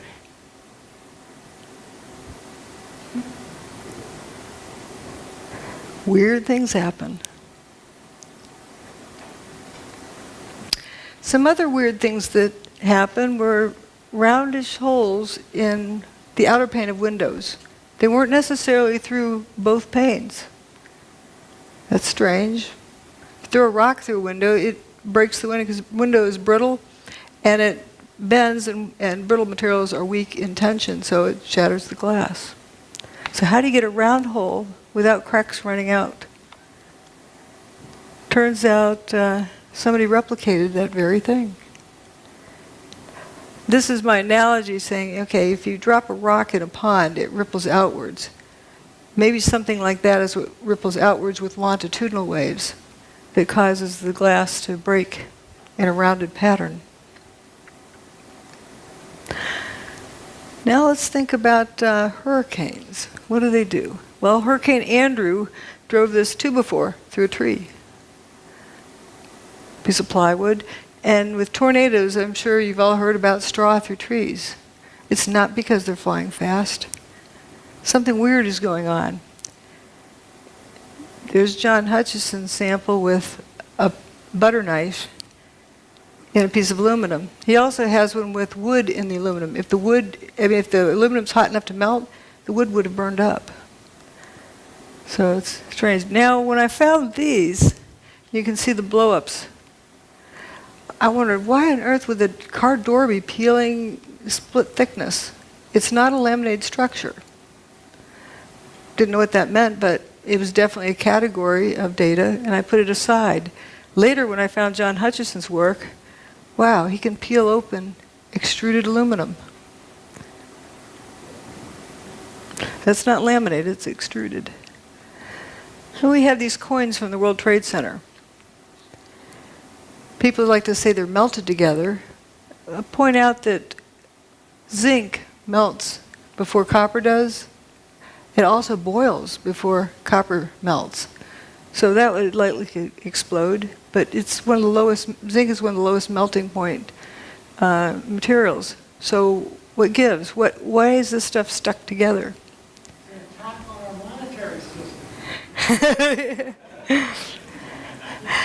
And this is the only surviving file cabinet. It's from Ben & Jerry's ice cream store.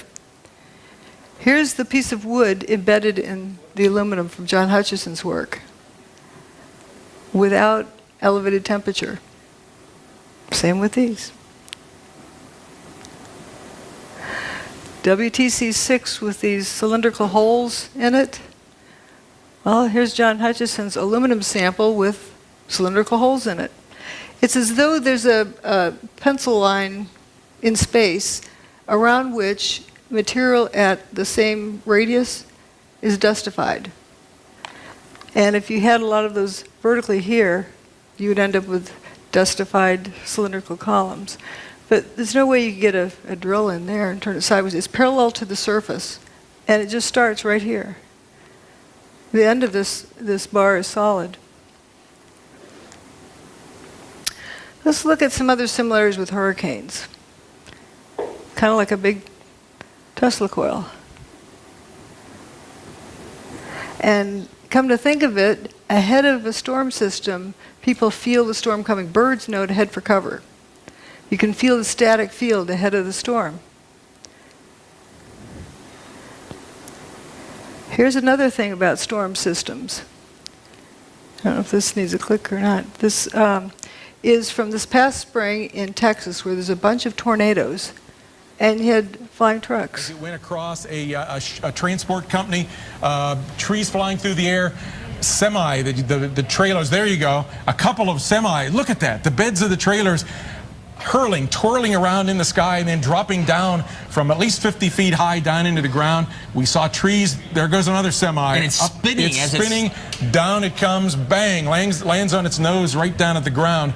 Big piece of a tree there that just got hurled up, I believe it was. So certainly we have seen a destructive tornado on the south side of Dallas, still within parts of the area near south of Grapevine, north of Arlington, a possible tornado in the Dallas-Fort Worth Metroplex area, as well as over on the east side of Dallas, in toward the area around the Mesquite area, just to the west of Mesquite and east of Dallas. Those are flying trucks. I would say that's anti-gravity. It's not a vacuum.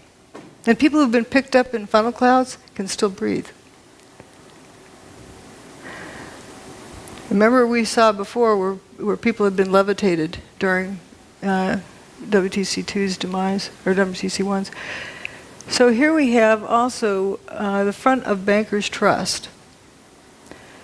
This was the only non-WTC building that was severely damaged. It wasn't destroyed that day. They actually repaired it. Once they repaired it, they started taking it apart. Huh? They got it down to this level where they had repaired it in deconstruction there. When they got it down to that level, that's the area that had been repaired. It looks like it's been at the bottom of the ocean for 100 years. Extreme degradation. And it makes one wonder, was the building continuing to disintegrate, and that's why they had to take it down after they repaired it. And it took them 10 years to take it apart. Now we're going to look at tritium. Kind of interesting. It's usually something that comes from nuclear reactions, but here we don't find any of the ionizing radiation that you get with nuclear reactions. Some aluminum with holes in it. Material is changing. This was a sample of dust from the Bankers Trust, that one they decided to take down. Look at all this zinc, the before and after. Like 3,500 times as much zinc from the control sample. Now we're going to look at John Hutchison's sample. He's got, let's just look at the relative amounts. You have a lot of copper and much less zinc. This is for brass. And the affected region, you have about equal amounts of zinc and copper. Whoops, didn't mean to. Equal amounts of zinc and copper there. So, okay, if it's heat, with zinc having a much lower, it boils, it melts at 419 or 420, where copper melts at a much higher temperature. Zinc boils before copper even melts. So we don't have less copper because of heat, because the zinc would be the first to go. What's going on here? At Texas A&M, a group led by Professor John Bockris, who is widely regarded as one of the world's greatest electrochemists, reported finding the hydrogen isotope tritium, a key signature that some unusual nuclear reaction was going on. The first thing was this thing called tritium, which is a sub-form of hydrogen which should not exist except in extremely tiny quantities. We found that by working these cells of Fleischmann and Pons containing lithium hydroxide and deuterium oxide, that we could produce this tritium in great abundance, let's say at 10,000 times more than it ought to be there, as it were. And let me stress that we couldn't do it every time, but about one result in 5 or one result in 4, and eventually we worked up to 2 results out of 3. We could produce tritium. That was the first thing, and in a way it was the first clear proof of the phenomenon. And but the most important and unbelievable phenomenon at that time was the observation of tritium. Back at Texas A&M, Bockris's group found themselves under attack. Science magazine writer Gary Taubes wrote a stinging article that insinuated that someone in the group had spiked the samples with tritium. Although unfounded and eventually proved untrue, the allegation effectively dampened Bockris's remarkable claims. But I think the main part was that I had done work which was against the paradigm, and that was what they were really upset about. People had laughed at it and said, "What the heck are you doing, trying to disprove the laws of nuclear physics?" And of course that's exactly what we were doing, and succeeding, you see. The tritium work was the first indication to me that there was a reality, and then Claytor at Los Alamos also got positive results, and so did Howard Menlove. And they're people that I respect and could talk to personally. It became fairly clear that there was a very strange phenomena occurring here. There are also, in similar experiments sometimes, and rather dissimilar experiments sometimes, evidence of an anomalous nuclear process. However, it is conceivable that there may be a process even more powerful than nuclear reaction that physics does not yet understand. That is the mystery of cold fusion. Yet as early as 1992, cold fusion experimenters began reporting unusual appearances of trace amounts of different metals such as copper, silver, chromium, and zinc when examining their spent cells.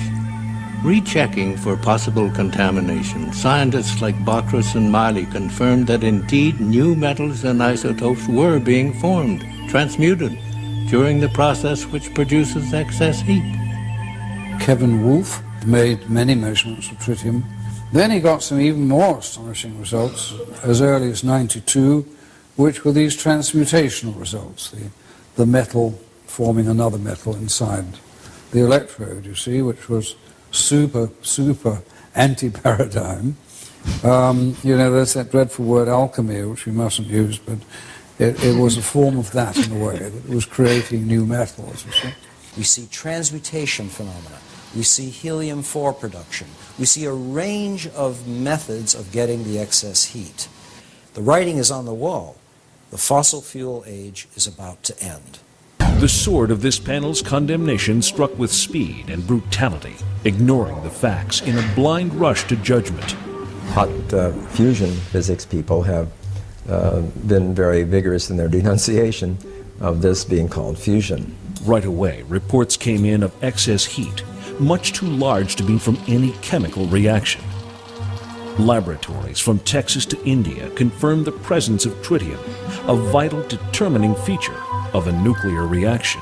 Within 2 or 3 weeks, we got the first results, and several groups started saying, yes, we are seeing excess heat, and but the most important and unbelievable phenomenon at that time was the observation of tritium. This was a discovery perhaps as significant as the Wright brothers' first flight at Kitty Hawk. There are also, in similar experiments, evidence of an anomalous nuclear process. In the free-for-all that followed the cold fusion announcement, hot fusion proponents drew the specious conclusion that cold fusion must work like hot fusion. If Pons and Fleischmann are alive, they contended, then their results must be faulty, since the neutron radiation from the fusion reaction would surely have killed them. They refused to consider that another form of the same process might be at work. In the years that have followed, the cold fusion process has repeatedly produced not only heat energy, but also nuclear byproducts such as tritium and the ash from a nuclear reaction, that all-important indicator of nuclear fusion, helium.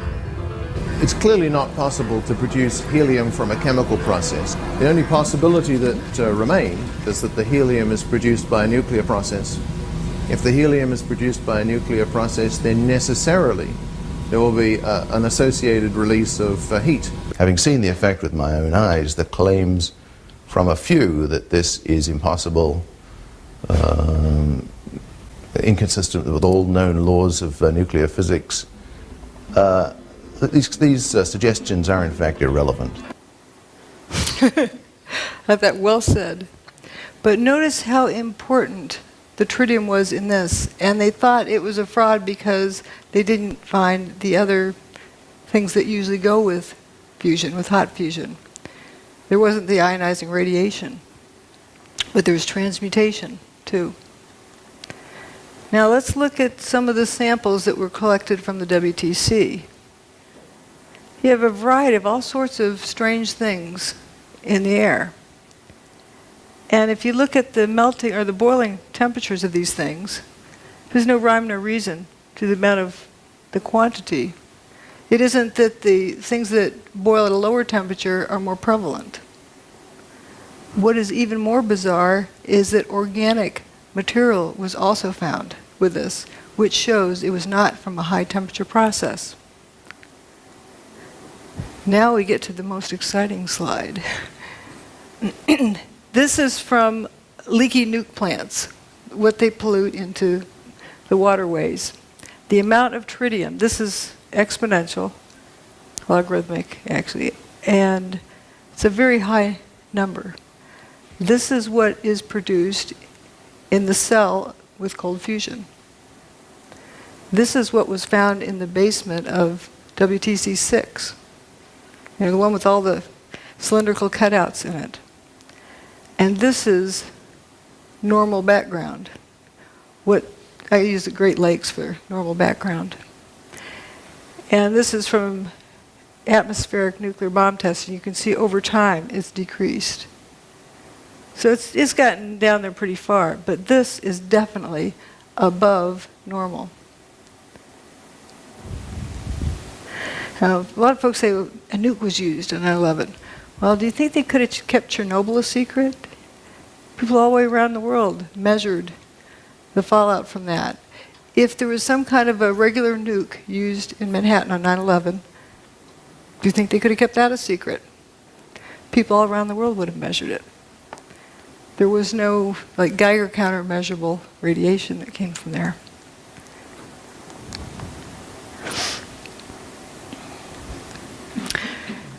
Here are some relative numbers. If compared to what was measured at the World Trade Center in terms of tritium, the background levels are 1/50th.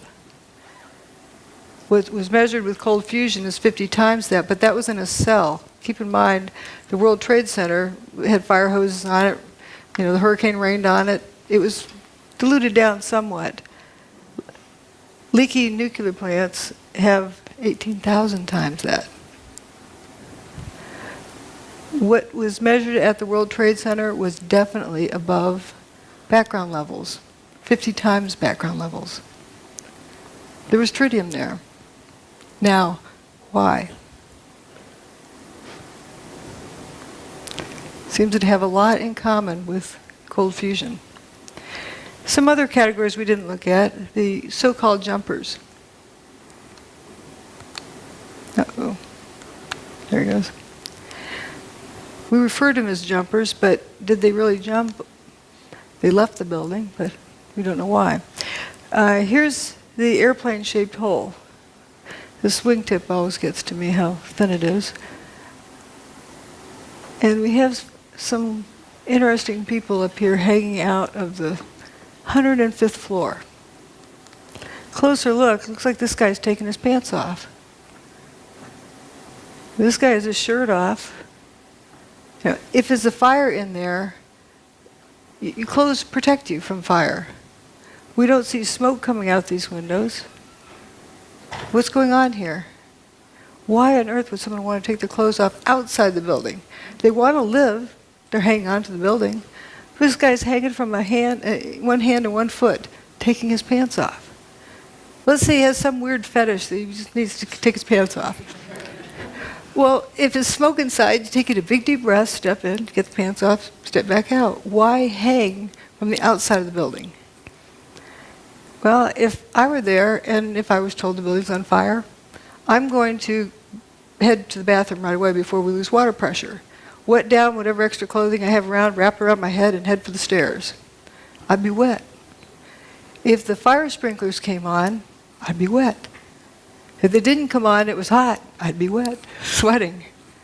Good chance that their clothing was wet.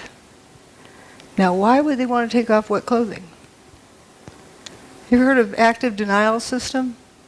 I'm not saying that's what this is, but just as a parallel. It's a microwave, they put it for crowd control. And it makes you think that you're burning up, so you just have to get out of there. You just leave no matter what. You don't think about it. So maybe some people were jumping from that. Would be a good reason why you'd want to take your wet clothes off. Microwave is many times worse for wet clothing. I don't know if that's what it was, but it's consistent with something like that going on inside the building, but not outside the building. And we do know the building was turning to dust inside for the hour before its demise. There's people who say it was thermite. Okay. What? Reports of it, as well as, evidence of it in other ways. But there's a cute story about a new probationary officer, first day out of school for being a firefighter, and he's supposed to stick with his boss. And they get up to some place, and the boss says, "All right, everybody, drop everything and go down a few stairs." And they get down there, and then they eventually start going back up again. And the boss says, "Well, where's your mask?" "Well, you said to drop everything." So, but the poor guy. So the boss said, "You get out of here." So here's this firefighter making his way down the stairs. He gets down to the third floor, and 100% of the light is blocked out because he described it as having been turned to dust. He knew it wasn't smoke because he could breathe, but the floor had turned to dust. It was completely filling the air. There's a lot of stories similar to that. Now, there were folks who somehow believe that thermite had something to do with it. Well, let's see if we can make some. You have a steel structure, the towers, with aluminum cladding. Let's see if you grind them up. And you end up with rust and aluminum powder. You know what that is? Thermite. Those are the ingredients of thermite. So those ingredients are going to be there anyway. But what does thermite do? Well, here's a test of thermite here. Welding a railroad track. Blinded by the light. There was something missing in Manhattan that day. People were blinded by the light. If there was nukes that went off, people would be blinded by the light. That's how they weld road tracks.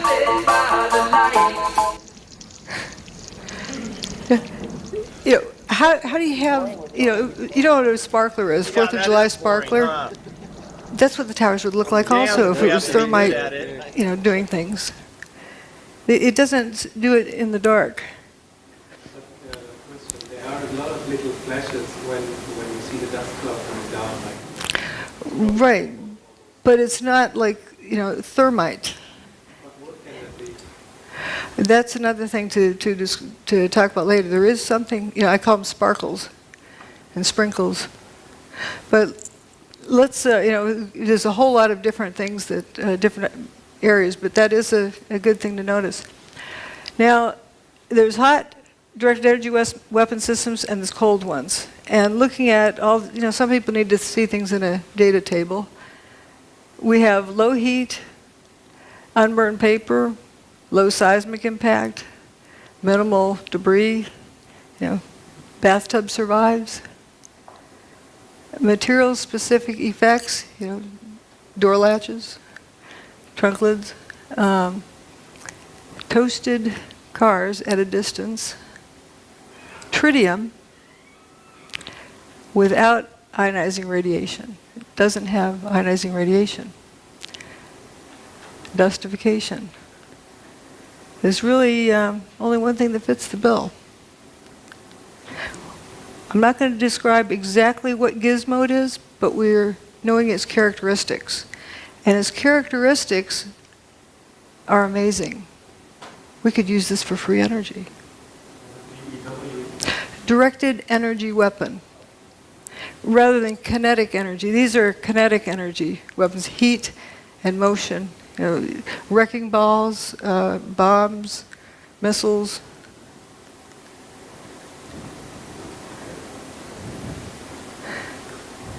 This is from 1989.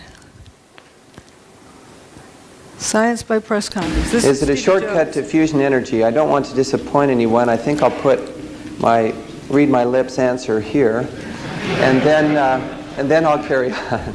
I think that'll become clear why I'm saying that. Can you read my lips on that back in the back? It says no. Energy is a long way off. That's why I say no. This is our result. It's just way off. It's I think a door that's open to us, but really a door on physics more than on energy. Geophysics in particular could be an interesting area. Don't go there. Don't research there. But then he calls for a vote, and he holds up his hand. Let's vote to destroy the careers of Pons and Fleischmann, and vote that it's not science. Why I'm bringing this up is we want to be sure this doesn't happen again. Harry raises his hand. Department of Energy funding. And we have Steve Koonin, who was just appointed by the first administration of Obama to an undersecretary of the Department of Energy. And these guys are thinking about raising their hand. Oops. And peer pressure causes people to do things like this too. If everyone else holds their hand up, you start holding your hand up. You don't want to be caught not holding your hand up. But they're determining science by vote. Opportunism, Jones insisted on going public quickly with his Opportunism, Jones insisted on going public quickly with his Opportunism, Jones insisted on going public quickly with his Opportunism, Jones insisted on going public quickly with his All right, let's stick there. Now, let's look. The building turned to dust. Something did that. People say, well, you don't know of a technology that did that, so therefore it didn't, happen. Wait, you start out with determining what happened first. It's very important because if you start out with what you know, you won't get there because you've never seen this before. But we know it happened, so therefore there is a technology that exists that can do this. That technology can also be used for free energy. Now let's vote on that. The tower's gone. So this is more of determining facts. Did they mostly turn to dust?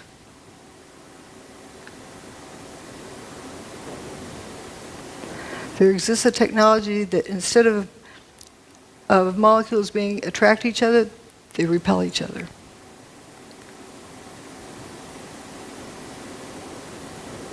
What happened is not impossible because it happened. This is another Charlie Pound song about gatekeepers.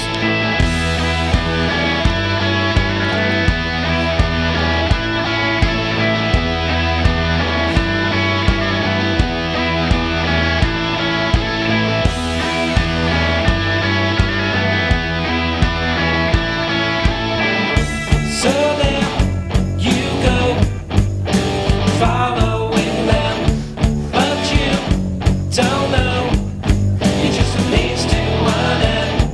The truth you seek, they want to hide, that's why they keep you close by their side.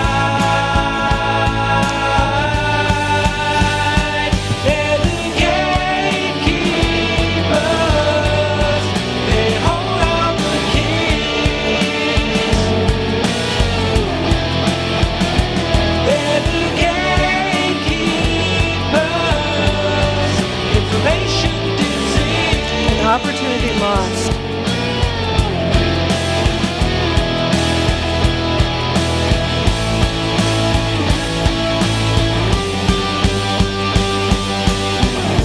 High in the sky is all you've been fed. I think that is why you forgot your own head. Sometimes you need to be cruel to be kind. That makes me believe you've lost your own minds. To the gatekeepers, they hold all the keys. They're the gatekeepers.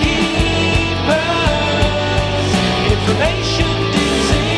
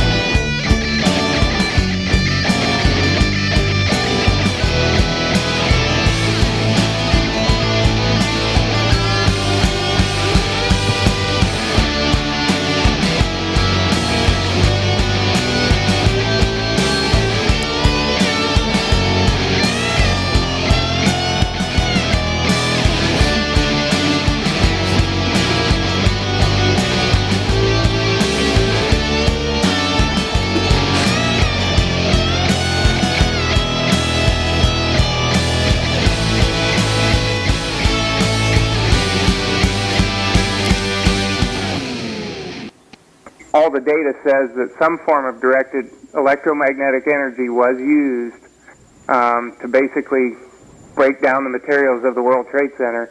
And the connections that Jones has between the cold fusion experience that everybody can read about in Dr. Malov's book and with what's going on right now with the 9/11 situation, it's just a mirror image of him muddling up and then, trying to get public opinion against, whoever his target is. In this case, it's Dr. Judy Wood. In the previous case, it was Pons and Fleischmann.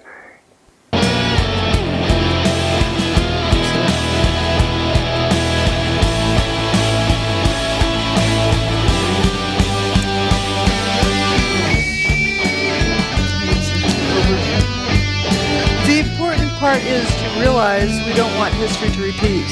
People tend to mindlessly follow the herd. Remember about the problem with groupthink. You think that this person knows what they're talking about, and everybody joins in, and look what it cost us. That was 1989, and it took 20 years to somewhat vindicate Fleischmann, but it was too late.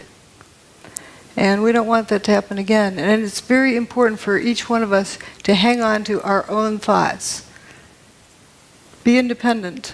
And otherwise, people get herded off to one side or the other. But what I see here is a lot of similarities with the tritium.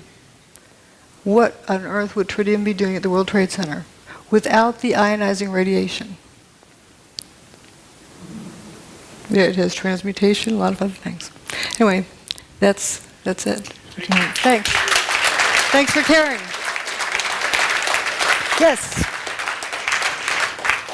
You haven't gone into about the airplanes. How do you explain that? Well, good question. As I like to say, the towers turn to dust.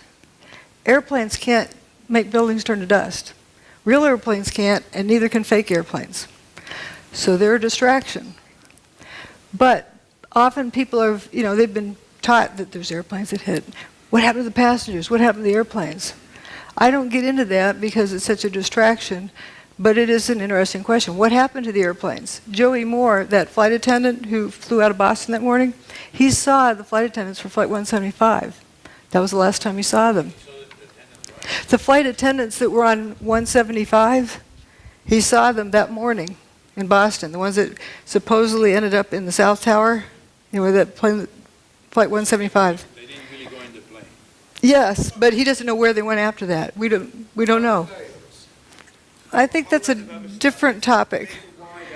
What I'm talking about here today, I'm presenting evidence of what happened. Not theories, not ideas, but evidence.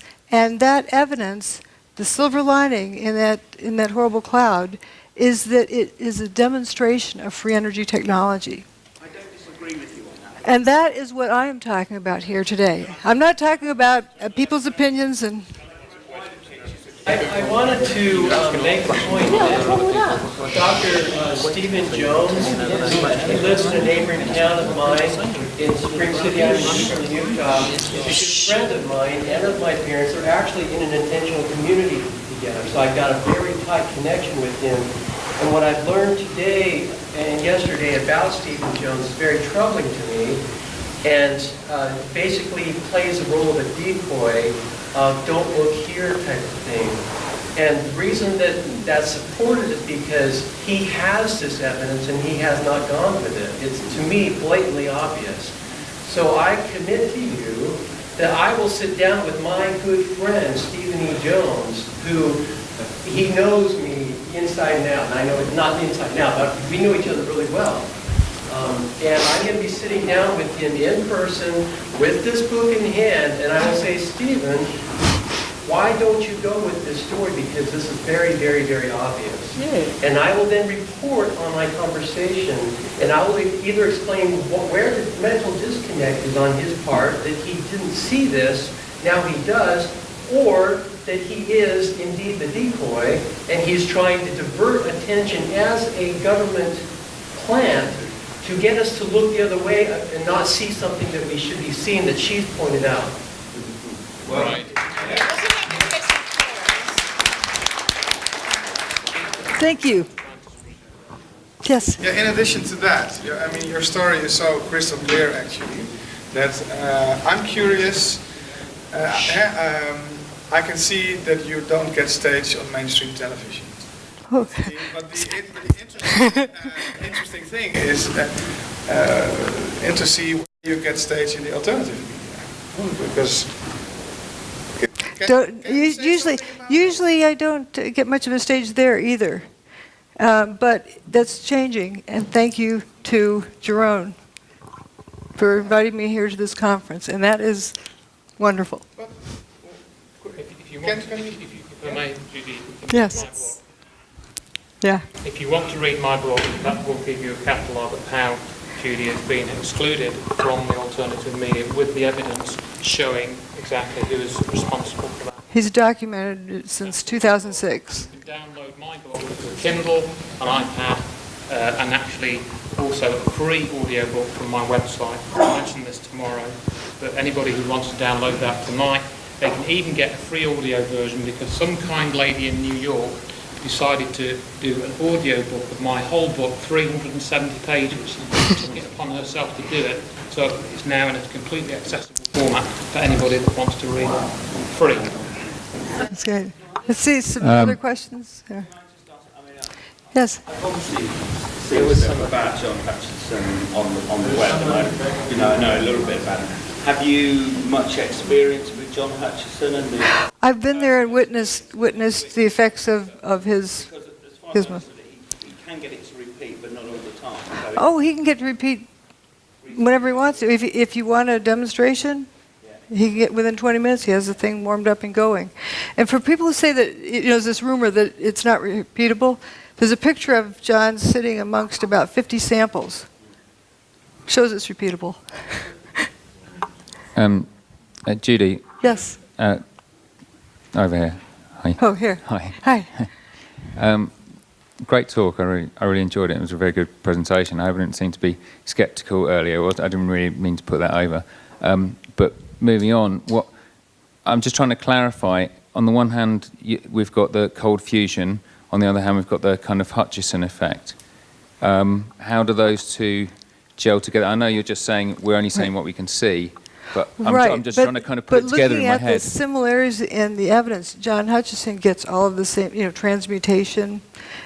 Is what he's using like a microwave type? Yes. What he uses is interference of at least two different types of energy. He creates a static field using a Van de Graaff generator. He used to use Tesla coil, but he now uses a Van de Graaff generator, and creates a static field, and within the static field interferes radio frequency signals like microwave. And within that zone, or someplace within that zone, these effects occur. And would you say that the cold fusion type effects, the effects of tritium, was as a result of that exotic energy? It's not that it's like I mean, when I think of cold fusion, I think of electrolytic process, but a solution. But it seems like there's an awful lot of things in common with it. Yeah, fascinating. Like, let's go study it. But, yes. Here in Holland, there were television images. Sorry. Yeah. Here in Holland, there were images on television for weeks on to go with all kind of trucks transporting rubble from ground zero to another place. It went on for weeks on television here. So that gives you the impression there was It actually went on at least till 2007. I was visiting the site in 2007, and there were trucks coming and going then. They were bringing dirt, stirring it around, scooping it up, taking it out, bringing in more dirt. Looked like potting soil, really rich dirt. And a lot of it, coming in, going out, coming in, going out. And if you look at what was there, I don't know if you saw my first presentation, that there's this lack of rubble. And Peter Jennings from the studio, talking to George Stephanopoulos on the scene, George, we've been wondering, where's all the rubble gone? Oh, talking to a volunteer, Robert Galinsky, explained it all fell down into the ground, was pulverized, and evaporated. It wasn't there. Yes. Yes. It seems to me that you're focusing a lot on the main two towers and around, but on the fact that Building 7 was actually demolished or whatever 7 hours later changes any logical to explain what they pretend to say that happened. How this other building, 5 hours later, it's going to end up coming down. And then also, you didn't mention anything about the one plane that supposedly hit the Pentagon. I'm talking about what happened at the World Trade Center. For you specifically don't want to get into... Well, I'm staying focused on this. There was the most amount of evidence available for this. Also, there was a report which gave me a legal avenue to go after the contractors on the NIST report. What about the Building 7? You didn't seem to... I covered it also in the earlier talk. There's a whole lot of similarities with it. It was turning to dust throughout the day, internally. And you saw an enormous amount of material pouring out of the building, one face and one face only for most of the day. And when it went away, it didn't make a seismic signal that traveled through the earth. It only left a surface wave. It did not slam to the earth. And the surface wave that it left was almost a non-existent event. Right. Question over here. All this material going out. Yeah, the facade was about all that was left, and it was almost silent. And you can see it if you look at some of the images of it as it's coming down. A lot of people say it looks like a controlled demolition, but I have photos of it like 1 second apart where you see it suddenly all the floors are frothing up, Just Well, why would you say they took so many hours after instead of doing it at the same time than the others? you have to ask them. Yes, Judy. This is a question about John Hutchinson. You mentioned that it was electrostatic field. He built up a static field. A large static field, and then he had more than one microwave, so it was some type One or of more. interference phenomena. So here's the question. Is the interference points, was it where the field was bucking, and thus we're kind of on an antinode? There really isn't so much of a node. It's like what one energy field does to another one. Maybe a way of explaining it is, it's a couple of ways you can get inside of a house. You can bulldoze down the front wall, or you can use a key. What it turns out, the interference of these different energy fields, if done just right, is like a magic key that opens up this door where you get this free energy. Wow. So John Hutchison brought down the World Trade Center. No. Well, I was giving a talk in Portland. Here's what's wrong with it. John and I were giving a talk in Portland, Oregon. Somebody asked that question. Well, he sometimes can't get it right. He sometimes gets it here, gets there. He can't really control it well. And I said, John didn't do 9/11. Thank you. We have time for one more. Hello, Judy. I'm an engineer myself, and if you look at the events of 9/11, it's a perfect theater. But looking from the culprits, you would expect that they have tried it before. And if you look at the anomalies in the Earth magnetic field, are you interested, or have you been looking for the period before 9/11, if there were any other anomalies in the Earth magnetic field that you would expect? There are various things, and it's a big, complex event. I was also looking at the correlation between solar storms and hurricanes. It turns out if there's a solar storm that hits the Earth, about the time you have this low pressure system out in the middle of the Atlantic, very good chance it's going to turn into a hurricane. That's an interesting, correlation there. They got it first time right. I mean, there's other events I've not studied very carefully, but for example, Oklahoma City, it looks just like the inside of Building 6.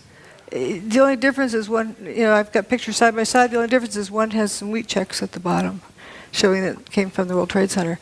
There's also other events that have happened that are very questionable, but it isn't that it necessarily happened just this way for the first time.